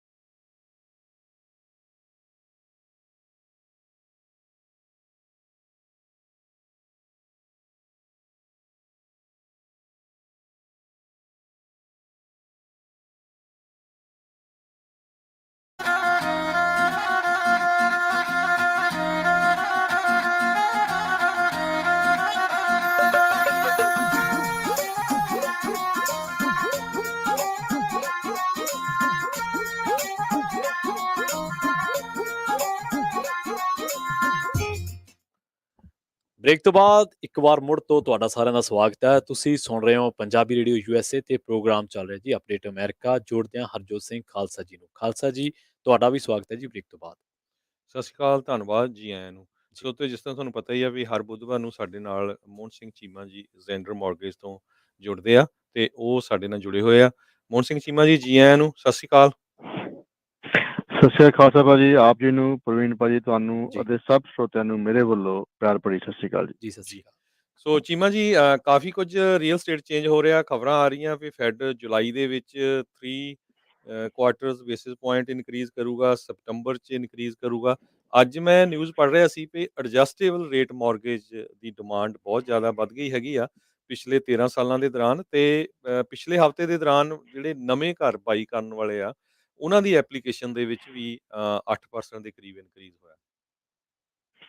ਹਾਂਜੀ, ਸੋ ਖਾਲਸਾ ਭਾਜੀ, ਪਹਿਲਾਂ ਮੈਂ ਆਪਣੀ ਜਿਹੜੀ ਆਈਡੀ ਹੈ ਜੀ ਜੀ ਸਭ ਨਾਲ ਡਿਕਲੇਅਰ ਕਰ ਦਿੰਦਾ ਜੀ। ਜਿਹੜੀ ਸਾਡੀ ਰੀਅਲ ਸਟੇਟ ਨਾਲ ਆਈਡੀ ਜੁੜਦੀ ਹੈਗੀ ਜੀ ਹੈ, ਉਹ ਮੇਰੀ ਹੈਗੀ ਜੀ DRE ਨੰਬਰ 02067197 ਜੀ। ਜੀ ਜਿਹੜੀ ਅਸੀਂ ਮੌਰਗੇਜ ਸੰਬੰਧੀ ਗੱਲਬਾਤ ਕਰਨੇ ਆ, ਤੇ ਜਿਹੜੀ ਸਾਡੀ ਮੌਰਗੇਜ ਦੀ ਜ਼ੈਂਡਰ ਮੌਰਗੇਜ ਆਈਡੀ ਹੈਗੀ ਹੈ, ਉਹ ਹੈਗੀ ਹੈ NMS ਆਈਡੀ ਨੰਬਰ 698952 ਜੀ। ਸੋ ਖਾਲਸਾ ਭਾਜੀ, ਸਹੀ ਗੱਲ ਹੈਗੀ ਹੈ ਕਿ ਇਸ ਵੇਲੇ ਜਿਹੜੀ ਆ ਜੇ ਤੁਸੀਂ ਗੱਲ ਕਰੀਏ ਰੇਟਸ ਦੀ ਤੇ ਫੈਡ ਦੀਆਂ ਪਾਲਿਸੀਜ਼ ਦੀ, ਤੇ ਇਸ ਵੇਲੇ ਫੈਡ ਵੀ ਫੈਡ ਅਪ ਹੋ ਚੁੱਕਿਆ ਹੈਗਾ ਕਰੰਟ ਇਨਫਲੇਸ਼ਨ ਨੂੰ ਲੈ ਕੇ। ਸੋ ਬੇਸਿਕਲੀ ਉਹਨਾਂ ਦਾ ਜਿਹੜਾ ਕਹਿ ਲਓ ਵੀ ਗੋਲ ਹੈਗਾ, ਉਹ ਹੈਗਾ ਵੀ ਇਹਨੂੰ ਕਿਸੇ ਤਰੀਕੇ ਨਾਲ ਕੰਟਰੋਲ ਕੀਤਾ ਜਾਵੇ, ਔਰ ਉਸ ਨੂੰ ਮੱਦੇਨਜ਼ਰ ਰੱਖਦੇ ਹੋਏ ਉਹਨਾਂ ਨੇ 0.75 ਜਾਂ 75 ਬੇਸਿਸ ਪੁਆਇੰਟ ਦੀ ਇਨਕਰੀਜ਼ ਆਹ ਮਹੀਨੇ ਕੀਤੀ ਹੈਗੀ ਹੈ, ਤੇ ਆਉਣ ਵਾਲੇ ਮਹੀਨੇ ਦੇ ਵਿੱਚ ਵੀ ਇੰਨੀ ਹੀ ਉਹ ਸੰਭਾਵਨਾ ਰੱਖਦੇ ਨੇ ਵੀ ਹੋਰ ਅਸੀਂ ਇਨਕਰੀਜ਼ ਕਰਾਂਗੇ, ਔਰ ਕੰਟੀਨਿਊਸਲੀ ਇਸ ਸਾਲ ਜਦ ਤੱਕ ਇਨਫਲੇਸ਼ਨ ਅੰਡਰ ਕੰਟਰੋਲ ਨਹੀਂ ਆਉਂਦੀ ਵੀ ਉਹਨੇ ਜਿਹੜੇ ਫੈਡ ਰੇਟਸ ਹੈ ਦੇ ਨੂੰ ਕੰਟੀਨਿਊ ਇਨਕਰੀਜ਼ਿੰਗ ਇਟ। ਦੇਖੋ, ਇਸ ਵੇਲੇ ਮੁਸ਼ਕਿਲ ਇਹ ਆ ਚੁੱਕੀ ਹੈਗੀ ਹੈ ਵੀ ਜੇ ਖਾਸ ਕਰ ਅਸੀਂ ਹਾਊਸਿੰਗ ਦੀ ਗੱਲ ਕਰੀਏ, ਜਿਵੇਂ ਤੁਸੀਂ ਗੱਲ ਕਰਦੇ ਸੀ ਵੀ ਕਾਫੀ ਲੋਕ ਆਮ ਮੌਰਗੇਜਿਸ ਕਰਾ ਰਹੇ ਆ ਵੀ ਕਿਸੇ ਤਰ੍ਹਾਂ ਅਸੀਂ ਘਰ ਲੈ ਲਈਏ। ਇਹਨੂੰ ਕੰਟਰੋਲ ਕਰਨ ਵਾਸਤੇ ਜਿਹੜੇ ਇਹ ਤਰੀਕੇ ਹੈਗੇ ਆ, ਇੰਨੇ ਜਿਹੜੇ ਨੇ ਇੰਪਲੀਮੈਂਟ ਕਰ ਰਹੇ, ਇੰਨਾ ਜਲਦੀ ਉਹਦੇ ਤੇ ਫਰਕ ਜਿਹੜਾ ਹੈਗਾ ਉਹ ਨਹੀਂ ਪੈ ਰਿਹਾ। ਕਹਿੰਦਾ ਭਾਵ ਵੀ ਜਿਹੜੇ ਘਰਾਂ ਦੀਆਂ ਪ੍ਰਾਈਸਿਸ ਹੈਗੀਆਂ ਉਹ ਇੰਨੀਆਂ ਜ਼ਿਆਦਾ ਨਹੀਂ ਘਟ ਰਹੀਆਂ ਜਿੰਨੀਆਂ ਅਸੀਂ ਸੋਚਦੇ ਸੀਗੇ ਵੀ ਜੇ ਇੰਨਾ ਰੇਟ ਵੱਧ ਗਿਆ ਤੇ ਘੱਟ ਤੋਂ ਘੱਟ ਘਰਾਂ ਦੀਆਂ ਪ੍ਰਾਈਸਿਸ ਕੁਝ ਘਟਣ ਤਾਂ ਕਿ ਲੋਕੀ ਘਰ ਜਾ ਕੇ ਲੈ ਲੈਣ। ਇਸ ਨੂੰ ਜਿਹੜੀ ਤੁਸੀਂ ਆਰਐਮ ਦੀ ਗੱਲ ਕਰਦੇ ਨਾ, ਜਿਹਨੂੰ ਕਹਿੰਦੇ ਵੀ ਐਡਜਸਟੇਬਲ ਰੇਟ ਮੌਰਗੇਜਿਸ, ਇਹ ਇਸ ਟਾਈਮ ਤੇ ਲਾਗੂ ਹੋ ਜਾਂਦੀਆਂ ਕਾਫੀ ਲੋਕਾਂ ਦੇ ਉੱਪਰ ਜਿਨ੍ਹਾਂ ਨੇ ਟੈਂਪਰੇਰੀ ਰਿਲੀਫ ਲੈਣੀ ਹੋਵੇ ਵਿਆਜ ਤੋਂ। ਇਹ ਤੁਸੀਂ ਆਰਐਮ ਕਰਾ ਸਕਦੇ ਹੋ। ਆਰਮ ਮੌਰਗੇਜ ਲੈਣ ਤੋਂ ਬਾਅਦ ਤੁਸੀਂ ਜਦੋਂ ਇਹਨੂੰ ਫਿਕਸਡ ਕਨਵਰਟ ਕਰਨਾ, ਤੁਹਾਡੇ ਕੋਲ ਉਹ ਵੀ ਆਪਸ਼ਨ ਆ ਜਾਂਦੀ ਹੈਗੀ ਹੈ। ਸੋ ਕਰੰਟ ਸਿਚੁਏਸ਼ਨ ਦੇ ਹਿਸਾਬ ਦੇ ਨਾਲ ਆਰਮ ਮੌਰਗੇਜ ਵਿੱਚ ਥੋੜੀ ਜਿਹੀ ਅਪਟਿਕ ਅਸੀਂ ਦੇਖ ਰਹੇ ਹਾਂ, ਔਰ ਕਾਫੀ ਲੋਕ ਇਸ ਨੂੰ ਇਸ ਵੇਲੇ ਕਰਾ ਕੇ ਰਾਜੀ ਵੀ ਹੈਗੇ ਜੀ। ਸੋ ਦੂਸਰਾ ਮੇਰਾ ਨਾਲ ਇਹ ਸੀ ਵੀ ਜੋ ਨਵੇਂ ਪਰਚੇਜ਼ ਘਰਾਂ ਦੀ ਉਹਨਾਂ ਦੇ ਲਈ ਲੋਨ ਦੀਆਂ ਐਪਲੀਕੇਸ਼ਨਾਂ 'ਚ ਵੀ ਵਾਧਾ ਹੋਇਆ ਵੀ ਲੋਕ ਜਲਦੀ ਕਹਿੰਦੇ ਆ ਵੀ ਹੁਣ ਸੋਚ ਲਈਏ। ਆਪਾਂ ਖਬਰ ਸਾਂਝੀ ਕੀਤੀ ਸੀ ਕੱਲ, ਲੈਰੀ ਸਮਰਸ ਜੋ ਟ੍ਰੇਜਰੀ ਸੈਕਟਰੀ ਰਹਿ ਚੁੱਕੇ ਆ, ਹਾਰਵਰਡ ਯੂਨੀਵਰਸਿਟੀ ਦੇ ਹੈੱਡ ਵੀ ਰਹਿ ਚੁੱਕੇ ਆ, ਉਹਨਾਂ ਨੇ ਬਾਈਡਨ ਹੋਣਾ ਨੂੰ ਇਹ ਕਿਹਾ ਵੀ ਜੇ ਇਨਫਲੇਸ਼ਨ ਕੰਟਰੋਲ ਕਰਨਾ ਆ ਤੇ ਬਹੁਤ ਵੱਡੀ ਗਿਣਤੀ ਦੇ ਵਿੱਚ ਅਨਪਲਾਇਮੈਂਟ ਸਾਨੂੰ ਵਧਾਉਣੀ ਪਊਗੀ, ਲੇ ਆਫ ਹੋਊਗੀ। ਆਲਰੇਡੀ ਜੀ। ਬੇ ਏਰੀਏ ਦੇ ਵਿੱਚ ਵੱਡੀਆਂ ਮੇਜਰ ਕੰਪਨੀਆਂ ਨੇ ਜਾਂ ਤਾਂ ਲੇ ਆਫ ਕਰਨੀ ਸ਼ੁਰੂ ਕਰਤੀ ਆ ਜਾਂ ਹਾਇਰਿੰਗ ਬੰਦ ਕਰਤੀ ਆ। ਸੋ ਤੁਹਾਨੂੰ ਲੱਗਦਾ ਨਹੀਂ ਵੀ ਜਿਨ੍ਹਾਂ ਦੇ ਕੋਲ ਹਜੇ ਗੁੱਡ ਜੋਬ ਆ, ਜਿਨ੍ਹਾਂ ਦੀ ਹਜੇ ਗੁੱਡ ਇਨਕਮ ਸ਼ੋ ਹੁੰਦੀ ਆ, ਜਿਨ੍ਹਾਂ ਨੇ ਘਰ ਲੈਣਾ ਉਹਨਾਂ ਨੂੰ ਵਧੀਆ ਮੌਕਾ ਆ ਵੀ ਜੇ ਆਉਣ ਵਾਲੇ 6 ਮਹੀਨੇ ਜਾਂ ਸਾਲ 'ਚ ਬੰਦਾ ਲੇ ਆਫ ਹੋ ਜਾਂਦਾ ਫਿਰ ਤਾਂ ਵੈਸੇ ਹੀ ਨਹੀਂ ਕੁਆਲੀਫਾਈ ਕਰਨਾ ਲੋਨ ਲੈਣ ਲਈ, ਰਾਈਟ?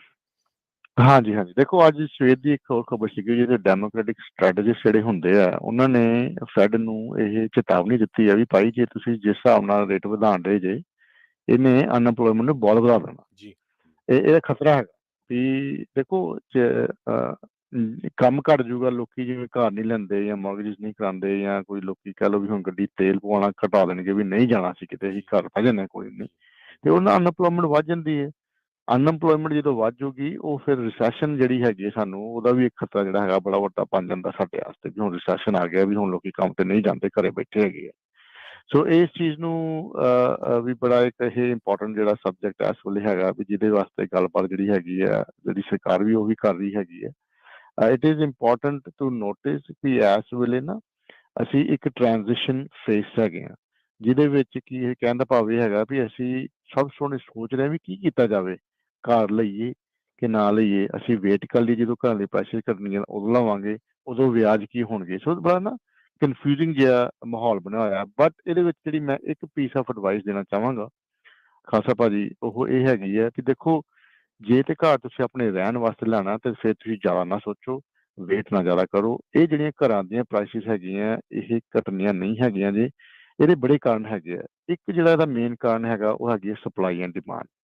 ਹੁਣ ਜਿਹੜੇ ਨਵੇਂ ਬਿਲਡਰਸ ਹੈਗੇ ਆ ਉਹ ਵੀ ਥੋੜੇ ਘਬਰਾਏ ਹੋਏ ਆ, ਉਹਨਾਂ ਨੇ ਵੀ ਪਰਮਿਟ ਇੰਨੇ ਜ਼ਿਆਦਾ ਪੁੱਲ ਨਹੀਂ ਕਰ ਰਹੇ। ਉਹ ਕੋਸ਼ਿਸ਼ ਇਹ ਕਰ ਰਹੇ ਆ ਕਿ ਅਸੀਂ ਉਨੇ ਕੀ ਘਰ ਬਣਾਈਏ ਵੀ ਜਿੰਨੇ ਅਸੀਂ ਵੇਚ ਸਕਦੇ ਹਾਂ। ਇਹਦੇ ਨਾਲ ਕੀ ਹੋ ਜਾਂਦਾ ਵੀ ਸਪਲਾਈ ਜਿਹੜੀ ਹੈਗੀ ਹੈ, ਅੱਗੇ ਬੜੀ ਸ਼ਾਰਟੇਜ ਹੈਗੀ ਸਪਲਾਈ ਦੀ ਆਲਰੇਡੀ। ਪਿਛਲੇ 10 ਸਾਲਾਂ ਤੋਂ ਅਮਰੀਕਾ ਵਿੱਚ ਇੰਨੇ ਘਰ ਨਹੀਂ ਬਣਦੇ ਜਿੰਨੇ ਬਾਇਰ ਹੈਗੇ। ਸੋ ਇਹ ਜਿਹੜੀ ਸਪਲਾਈ ਹੈ ਫਿਰ ਤੇ ਹੋਰ ਪ੍ਰੈਸ਼ਰ ਪੈ ਗਿਆ, ਇਹ ਹੋਰ ਘਟ ਜੂਗੀ। ਜਦੋਂ ਇਹ ਹੋਰ ਘਟ ਜੂਗੀ ਫਿਰ ਜਿਹੜੀਆਂ ਘਰਾਂ ਦੀਆਂ ਪ੍ਰਾਈਸਿਸ ਹੈਗੀਆਂ ਉਹ ਥੱਲੇ ਨਹੀਂ ਆਉਣਗੀਆਂ। ਸੋ ਜਿਨ੍ਹਾਂ ਨੇ ਘਰ ਲੈਣੇ ਆ ਉਹਨਾਂ ਵਾਸਤੇ ਮੈਂ ਇਹ ਸਲਾਹ ਦਿੰਦਾ ਵੀ ਤੁਸੀਂ ਘਰ ਲੈ ਸਕਦੇ ਹੋ। ਹਾਂ, ਵਿਆਜ ਜੋ ਜ਼ਿਆਦਾ ਹੈਗਾ, ਵਿਆਜ ਜਦੋਂ ਕੱਲ ਨੂੰ ਘਟ ਸਕਦਾ ਜਾਂ ਘਟੂਗਾ ਤੇ ਤੁਸੀਂ ਉਸ ਨੂੰ ਰੀਫਾਈਨੈਂਸ ਵੀ ਕਰਾ ਸਕਦੇ ਹੋ। ਸੋ ਇਸ ਵੇਲੇ ਜਿਨ੍ਹਾਂ ਨੂੰ ਵੀ ਲੋੜ ਹੈਗੀ ਹੈ ਹਾਊਸਿੰਗ ਦੀ, I suggest and I recommend ਕਿ ਜ਼ਿਆਦਾ ਇੰਤਜ਼ਾਰ ਨਾ ਕਰੋ। It's not a bad time still. ਘਰਾਂ ਦੀਆਂ ਪ੍ਰਾਈਸਿਸ ਆਉਣ ਵਾਲੇ ਸਮੇਂ ਦੇ ਵਿੱਚ ਵਧਣਗੀਆਂ, ਇਹ ਤੁਹਾਨੂੰ ਮਹਿਸੂਸ ਵੀ ਹੋਊਗਾ। ਔਰ ਇਹੀਓ ਗੱਲ ਬਣਨੀ ਹੈ, ਥੋੜੀ ਬਹੁਤੀ ਐਡਜਸਟਮੈਂਟ ਇਸ ਵੇਲੇ ਜ਼ਰੂਰ ਹੋ ਰਹੀ ਹੈ, ਲੇਕਿਨ ਥੋੜੀ ਐਡਜਸਟਮੈਂਟ ਹੋਣ ਤੋਂ ਬਾਅਦ they will again continue to rise. So ਬਿਲਕੁਲ ਸਰੋਤਿਆਂ ਨੂੰ ਦੱਸਦੀ ਜਾਈਏ, ਮੋਹਨ ਸਿੰਘ ਚੀਮਾ ਉਹਨਾਂ ਦਾ ਆਫਿਸ ਕੈਲੀਫੋਰਨੀਆ ਦੇ ਵਿੱਚ ਹੈਗਾ। ਇਕੱਲਾ ਮਾਰਗੇਜ ਨਹੀਂ, ਰੀਅਲ ਸਟੇਟ ਵੀ ਕਰਦੇ ਆ। ਟੇਬਲ ਜ਼ਰੂਰ ਥੋੜਾ ਟਰਨ ਓਵਰ ਹੋਇਆ। ਸੋ ਜਿਹੜੇ ਸੈਲਰਸ ਸੋਚ ਰਹੇ ਸੀ ਵੀ ਸਾਡੀਆਂ ਕੀਮਤਾਂ ਵਧੀ ਜਾਣੀਆਂ, ਉਹਨਾਂ ਲਈ ਵੀ ਚੀਮਾ ਸਾਹਿਬ ਹੁਣ ਵਧੀਆ ਮੌਕਾ ਨਹੀਂ, ਵੀ ਰਾਈਟ ਟਾਈਮ ਆ ਵੀ ਭਾਈ ਹੁਣ ਲੱਗਦਾ ਨਹੀਂ ਵੀ ਇੰਨੀਆਂ ਜ਼ਿਆਦਾ ਪ੍ਰਾਈਸਿਸ ਉੱਪਰ ਜਾਊਗੀਆਂ। ਹਾਂਜੀ ਹਾਂਜੀ, ਸਾਡੇ ਕੋਲ ਇਸ ਵੇਲੇ ਕਾਫੀ ਲਿਸਟਿੰਗਸ ਆ ਰਹੀਆਂ ਹੈਗੀਆਂ ਜੀ। ਕਾਫੀ ਲੋਕਾਂ ਦੇ ਮਨ ਦੇ ਵਿੱਚ ਹੈਗਾ ਵੀ ਅਸੀਂ ਥੋੜੇ ਬਹੁਤੇ ਕੈਸ਼ ਆਊਟ ਕਰਕੇ ਜਿਹੜੇ ਅਸੀਂ ਆਪਣੇ ਖਰਚੇ ਦੇਣ ਵਾਲੇ ਹੈਗੇ ਆ ਜਾਂ ਕੋਈ ਹੋਰ ਕੰਮ 'ਚ ਲਾਉਣੇ ਆ ਪੈਸੇ। ਤੇ ਦੇਖੋ ਇਹ ਵੀ ਇੱਕ ਤੁਹਾਡਾ ਐਸਟ ਹੁੰਦਾ। ਕਈਆਂ ਕੋਲ ਇੱਕ ਦੀ ਬਜਾਏ ਚਾਰ ਚਾਰ ਪੰਜ ਪੰਜ 10 ਦਾ ਘਰ ਵੀ ਹੈਗੇ ਆ। ਜੀ ਸੋ ਜਿਹੜੀ ਮਨੀ ਇਸ ਵੇਲੇ ਰੀਅਲ ਸਟੇਟ ਦੇ ਵਿੱਚ ਹੈਗੀ ਹੈ, trillions of dollars the equity ਜਿਹੜੀ ਹੈਗੀ ਲੋਕਾਂ ਦੇ ਘਰਾਂ 'ਚ ਬਣ ਚੁੱਕੀ ਹੈਗੀ। 37% ਇਨਕਰੀਜ਼ ਨਜ਼ਰ ਆਈ ਸੀ ਰੀਸੈਂਟਲੀ, ਜਿਹੜੀ ਕਿ ਫਿਨੋਮੀਨਲ ਹੈਗੀ ਹੈ, ਅਨਬਿਲੀਵੇਬਲ ਹੈ ਵੀ ਇੰਨਾ ਕਦੀ ਹੋਇਆ ਹੀ ਨਹੀਂ। ਸੋ ਇਸ ਵੇਲੇ ਐਕੁਇਟੀ ਘਰਾਂ ਵਿੱਚ ਬਹੁਤ ਹੈਗੀ ਹੈ। ਜਿਹੜੇ ਸੈਲਰਸ ਹੈਗੇ ਆ ਜਿਨ੍ਹਾਂ ਨੇ ਇੱਕ ਜਗ੍ਹਾ ਤੋਂ ਦੂਜੀ ਜਗ੍ਹਾ ਤੇ ਮੂਵ ਹੋਣਾ, ਜਾਂ ਉਹਨਾਂ ਕੋਲ ਇੱਕ ਦੀ ਜਗ੍ਹਾ ਦੋ ਜ਼ਿਆਦਾ ਘਰ ਐਕਸਟਰਾ ਗਏ। ਕਈਆਂ ਨੇ ਨਾ ਖਾਸਾ ਭਾਜੀ ਡਾਊਨ ਸਾਈਜ਼ ਵੀ ਕਰਨਾ ਹੁੰਦਾ। ਬੱਚੇ ਵੱਡੇ ਹੋ ਗਏ, ਐਡੇ ਵੱਡੇ ਘਰ ਦੀ ਲੋੜ ਨਹੀਂ ਹੈਗੀ, ਕਿਉਂ ਰੱਖੀਏ। ਕੋਈ ਉਹਨੂੰ ਵੇਚ ਕੇ ਕੈਸ਼ ਆਊਟ ਕਰਕੇ ਕੋਈ ਛੋਟਾ ਘਰ ਲੈਣ ਦੇ ਵਿੱਚ ਵੀ ਰਾਜੀ ਹੋ ਜਾਂਦਾ। ਸੋ ਜੇ ਕਿਸੇ ਨੇ ਘਰ ਵਿੱਚ ਨਾ ਹੈਗਾ ਕੈਲੀਫੋਰਨੀਆ ਦੇ ਵਿੱਚ, ਤੁਸੀਂ ਸਾਡੇ ਨਾਲ ਸੰਬੰਧ ਕਰ ਸਕਦੇ ਹੋ। ਉਹਦਾ ਨੰਬਰ ਹੈਗਾ 559 905 2575, 5590525575। ਰੀਅਲ ਸਟੇਟ ਸੰਬੰਧੀ ਜੇ ਕੋਈ ਲਿਸਟਿੰਗ ਕਰਨੀ ਹੈ, ਭਾਵੇਂ ਉਹ ਕਾਰ ਹੈ, ਬਿਜ਼ਨਸ ਹੈ, ਐਗ ਹੈ, ਖੱਤਿਆਂ ਦਾ, ਕੋਈ ਕਮਰਸ਼ੀਅਲ ਪ੍ਰਾਪਰਟੀ ਹੈਗੀ, ਅਸੀਂ ਇਹ ਸਾਰੇ ਕੰਮ ਸਟੇਟ ਆਫ ਕੈਲੀਫੋਰਨੀਆ ਵਿੱਚ ਕਰਨੇ ਆ ਜੀ। ਜੀ, ਤੇ ਬਾਕੀ ਤੁਸੀਂ 2 ਸਟੇਟਾਂ 'ਚ ਵੀ ਲੋਨ ਕਰਦੇ ਆ ਹੋਰ? ਹਾਂਜੀ, ਸੋ ਐਜ਼ ਫਾਰ ਐਜ਼ ਜਿਹੜੀਆਂ ਹੋਰ ਸਟੇਟਾਂ ਦੇ ਵਿੱਚ ਅਸੀਂ ਲੋਨ ਦੀਆਂ ਸੁਵਿਧਾਵਾਂ ਦਿੰਦੇ ਹਾਂ ਜੀ, ਉਹ ਹੈਗਾ ਇੱਕ ਕੈਲੀਫੋਰਨੀਆ, ਸਟੇਟ ਆਫ ਵਾਸ਼ਿੰਗਟਨ ਜਿਹਦੇ ਸਿਆਟਲ, ਕੈਂਟ, ਟਕੋਮਾ, ਕੋਲੋਰਾਡੋ ਸਟੇਟ ਦੇ ਵਿੱਚ, ਅਤੇ ਇੰਡੀਆਨਾ ਦੇ ਵਿੱਚ। ਇੰਡੀਆਨਾ ਦੇ ਵਿੱਚ ਸਾਨੂੰ ਕਾਫੀ ਅੱਛਾ ਹੁਲਾਰਾ ਮਿਲਿਆ ਜੀ, ਕਾਫੀ ਲੋਕਾਂ ਨੇ ਸਾਡਾ ਸਾਥ ਦਿੱਤਾ। ਤੇ ਤੁਸੀਂ ਜੇ ਸਟੇਟ ਆਫ ਇੰਡੀਆਨਾ ਚੋ ਜੇ ਤੁਹਾਨੂੰ ਕੋਈ ਵੀ ਉੱਥੇ ਮੌਰਗੇਜ ਸੰਬੰਧੀ ਕੋਈ ਜੇ ਮੁਸ਼ਕਲ ਆ ਰਹੀ ਹੈ, ਜਾਂ ਤੁਸੀਂ ਸਾਡੀ ਉਹਨਾਂ ਕੋਈ ਸਾਡੇ ਨਾਲ ਕੋਈ ਸਲਾਹ ਕਰਨਾ ਚਾਹੁੰਦੇ ਜੇ, ਨੰਬਰ ਮੈਂ ਸੇਮ ਹੀ ਰੱਖਿਆ ਜੀ 5599052575। ਇਸ ਨੰਬਰ ਤੇ ਤੁਸੀਂ ਮੈਨੂੰ ਟੈਕਸਟ, ਵੌਇਸਮੇਲ ਜਾਂ ਕਾਲ ਕਰ ਸਕਦੇ ਹੋ, ਔਰ ਮੈਂ ਵਿਦਿਨ 24 ਆਵਰਸ ਤੁਹਾਡੇ ਹਰ ਸਵਾਲ ਦਾ ਜਵਾਬ ਜ਼ਰੂਰ ਦੇਵਾਂਗਾ। ਸੋ ਧੰਨਵਾਦ ਬਹੁਤ-ਬਹੁਤ ਮੋਹਨ ਸਿੰਘ ਚੀਮਾ ਜੀ। ਬਹੁਤ ਸਾਰੇ ਹਾਂਜੀ ਸਾਡੇ ਵੀ ਜਿਹੜੇ ਸਰੋਤੇ ਆ ਪੰਜਾਬੀ ਰੇਡੀਓ ਯੂਐਸਏ ਦੀ, ਉਹ ਜ਼ੈਂਡਰ ਮਾਰਗੇਜ ਦੀ ਹੈਲਪ ਲੈ ਚੁੱਕੇ ਆ। ਕਾਲ ਕਰਕੇ ਸਾਨੂੰ ਦੱਸਦੇ ਰਹਿੰਦੇ ਆ ਵੀ ਸਰਵਿਸਿਜ਼ ਇਹਨਾਂ ਦੀਆਂ ਬਹੁਤ ਵਧੀਆ ਆ। ਬਹੁਤ-ਬਹੁਤ ਧੰਨਵਾਦ। ਖਾਲਸਾ ਭਾਜੀ, ਆਪ ਜੀ ਦਾ, ਪ੍ਰਵੀਨ ਭਾਜੀ ਆਪ ਜੀ ਜੀ ਨੂੰ ਅਤੇ ਥੈਂਕ ਯੂ ਸਭ ਸਰੋਤਿਆਂ ਨੂੰ ਮੇਰੇ ਵੱਲੋਂ ਜੀ। ਪਿਆਰ ਭਰੀ ਸਤਿ ਸ਼੍ਰੀ ਸਤਿ ਅਕਾਲ ਸ਼੍ਰੀ ਜੀ। ਅਕਾਲ ਜੀ, ਥੈਂਕ ਯੂ। ਸੋ ਸਰੋਤਿਓ, ਇਹ ਸਨ ਮੋਹਨ ਸਿੰਘ ਚੀਮਾ ਜੀ ਜ਼ੈਂਡਰ ਮਾਰਗੇਜ ਤੋਂ। ਰੀਅਲ ਸਟੇਟ ਦੇ ਬਾਰੇ ਹਰ ਬੁੱਧਵਾਰ ਨੂੰ ਕੀ ਅਪਡੇਟ ਹੋ ਰਹੀ ਹੈਗੀ ਆ ਲੋਨ ਦੇ ਸੰਬੰਧ ਦੇ ਵਿੱਚ, ਰੀਅਲ ਸਟੇਟ ਪ੍ਰਾਈਸਿਸ ਦੇ ਸੰਬੰਧ ਦੇ ਵਿੱਚ। ਪ੍ਰੋਫੈਸ਼ਨਲ ਆ ਉਸ ਫੀਲਡ ਦੇ, ਉਹ ਸਾਡੇ ਨਾਲ ਦੱਸਦੇ ਰਹਿੰਦੇ ਆ। ਸੋ ਸਾਡਾ ਖਬਰਾਂ ਦਾ ਸਮਾਂ ਵੀ ਸਮਾਪਤੀ ਆ ਜੀ। ਸੋ ਪ੍ਰਵੀਨ ਜੀ, ਆਪਾਂ ਇਜਾਜ਼ਤ ਲੈਂਦੇ ਆ। ਹਾਂਜੀ। ਇਜਾਜ਼ਤ ਲੈਣ ਤੋਂ ਪਹਿਲਾਂ ਇੱਕ ਵਾਰੀ ਫੇਰ, ਜਿਸ ਤਰ੍ਹਾਂ ਇਹ ਹਮੇਸ਼ਾ ਮੈਂ ਕਹਿੰਦਾ ਹੁੰਦਾ ਵੀ ਜਿੰਨੇ ਵੀ ਸਾਡੇ ਸਰੋਤੇ ਸੁਣ ਰਹੇ ਹੋ, ਸਾਡੇ ਸਾਰੇ ਹੀ ਟਰੈਸਟਰੀਅਲ ਰੇਡੀਓ ਸਟੇਸ਼ਨਸ, AM, FM, ਤੁਹਾਡੇ ਘਰਾਂ ਦੇ ਵਿੱਚ ਰੇਡੀਓ ਸੈਟਸ ਹੈਗੇ ਆ। ਵੱਧ ਤੋਂ ਵੱਧ ਆਪਣੇ ਦੋਸਤ ਮਿੱਤਰ ਜਿਹੜੇ ਉਸ ਏਰੀਏ 'ਚ ਨਹੀਂ ਦੂਰ ਆ, ਉਹਨਾਂ ਨੂੰ ਕਹੋ ਪੰਜਾਬੀ ਰੇਡੀਓ ਯੂਐਸਏ ਦੀ ਐਪ ਡਾਊਨਲੋਡ ਕਰੋ, ਪੰਜਾਬੀ ਰੇਡੀਓ ਯੂਐਸਏ ਦਾ YouTube ਚੈਨਲ ਸਬਸਕ੍ਰਾਈਬ ਕਰੋ। ਜੇ ਤੁਸੀਂ ਕਈ ਵਾਰੀ ਲਾਈਵ ਪ੍ਰੋਗਰਾਮ ਮਿਸ ਕਰ ਜਾਂਦੇ ਆ ਤੇ ਲੇਟਰ ਔਨ ਜਾ ਕੇ ਪੋਡਕਾਸਟ ਤੇ ਵੀ ਹੋਰ ਤੁਸੀਂ YouTube ਤੇ Facebook ਤੇ ਪ੍ਰੋਗਰਾਮ ਸਾਰੇ ਸੁਣ ਸਕਦੇ ਹੈਗੇ ਆ। ਜੀ। ਸੋ ਪ੍ਰੋਗਰਾਮ ਦੇ ਅਖੀਰ ਦੇ ਵਿੱਚ ਸਮਾਂ ਸਮਾਪਤੀ ਹੈ, ਇਸ ਕਰਕੇ ਹੁਣ ਲਈਏ ਜੀ ਤੁਹਾਡੇ ਤੋਂ ਸਾਰਿਆਂ ਤੋਂ ਇਜਾਜ਼ਤ, ਮੇਰੇ ਪ੍ਰਵੀਨ ਸ਼ਰਮਾ ਵੱਲੋਂ। ਤੇ ਹਰਜੋਤ ਸਿੰਘ ਵੱਲੋਂ ਤੁਹਾਨੂੰ ਸਾਰਿਆਂ ਨੂੰ ਪਿਆਰ ਸਤਿਕਾਰ ਭਰੀ ਸਤਿ ਸ਼੍ਰੀ ਅਕਾਲ ਤੇ ਅਖੀਰ ਦੇ ਵਿੱਚ ਜੁੜੇ ਰਹੋ ਪੰਜਾਬੀ ਰੇਡੀਓ ਯੂਐਸ USA ਦੇ।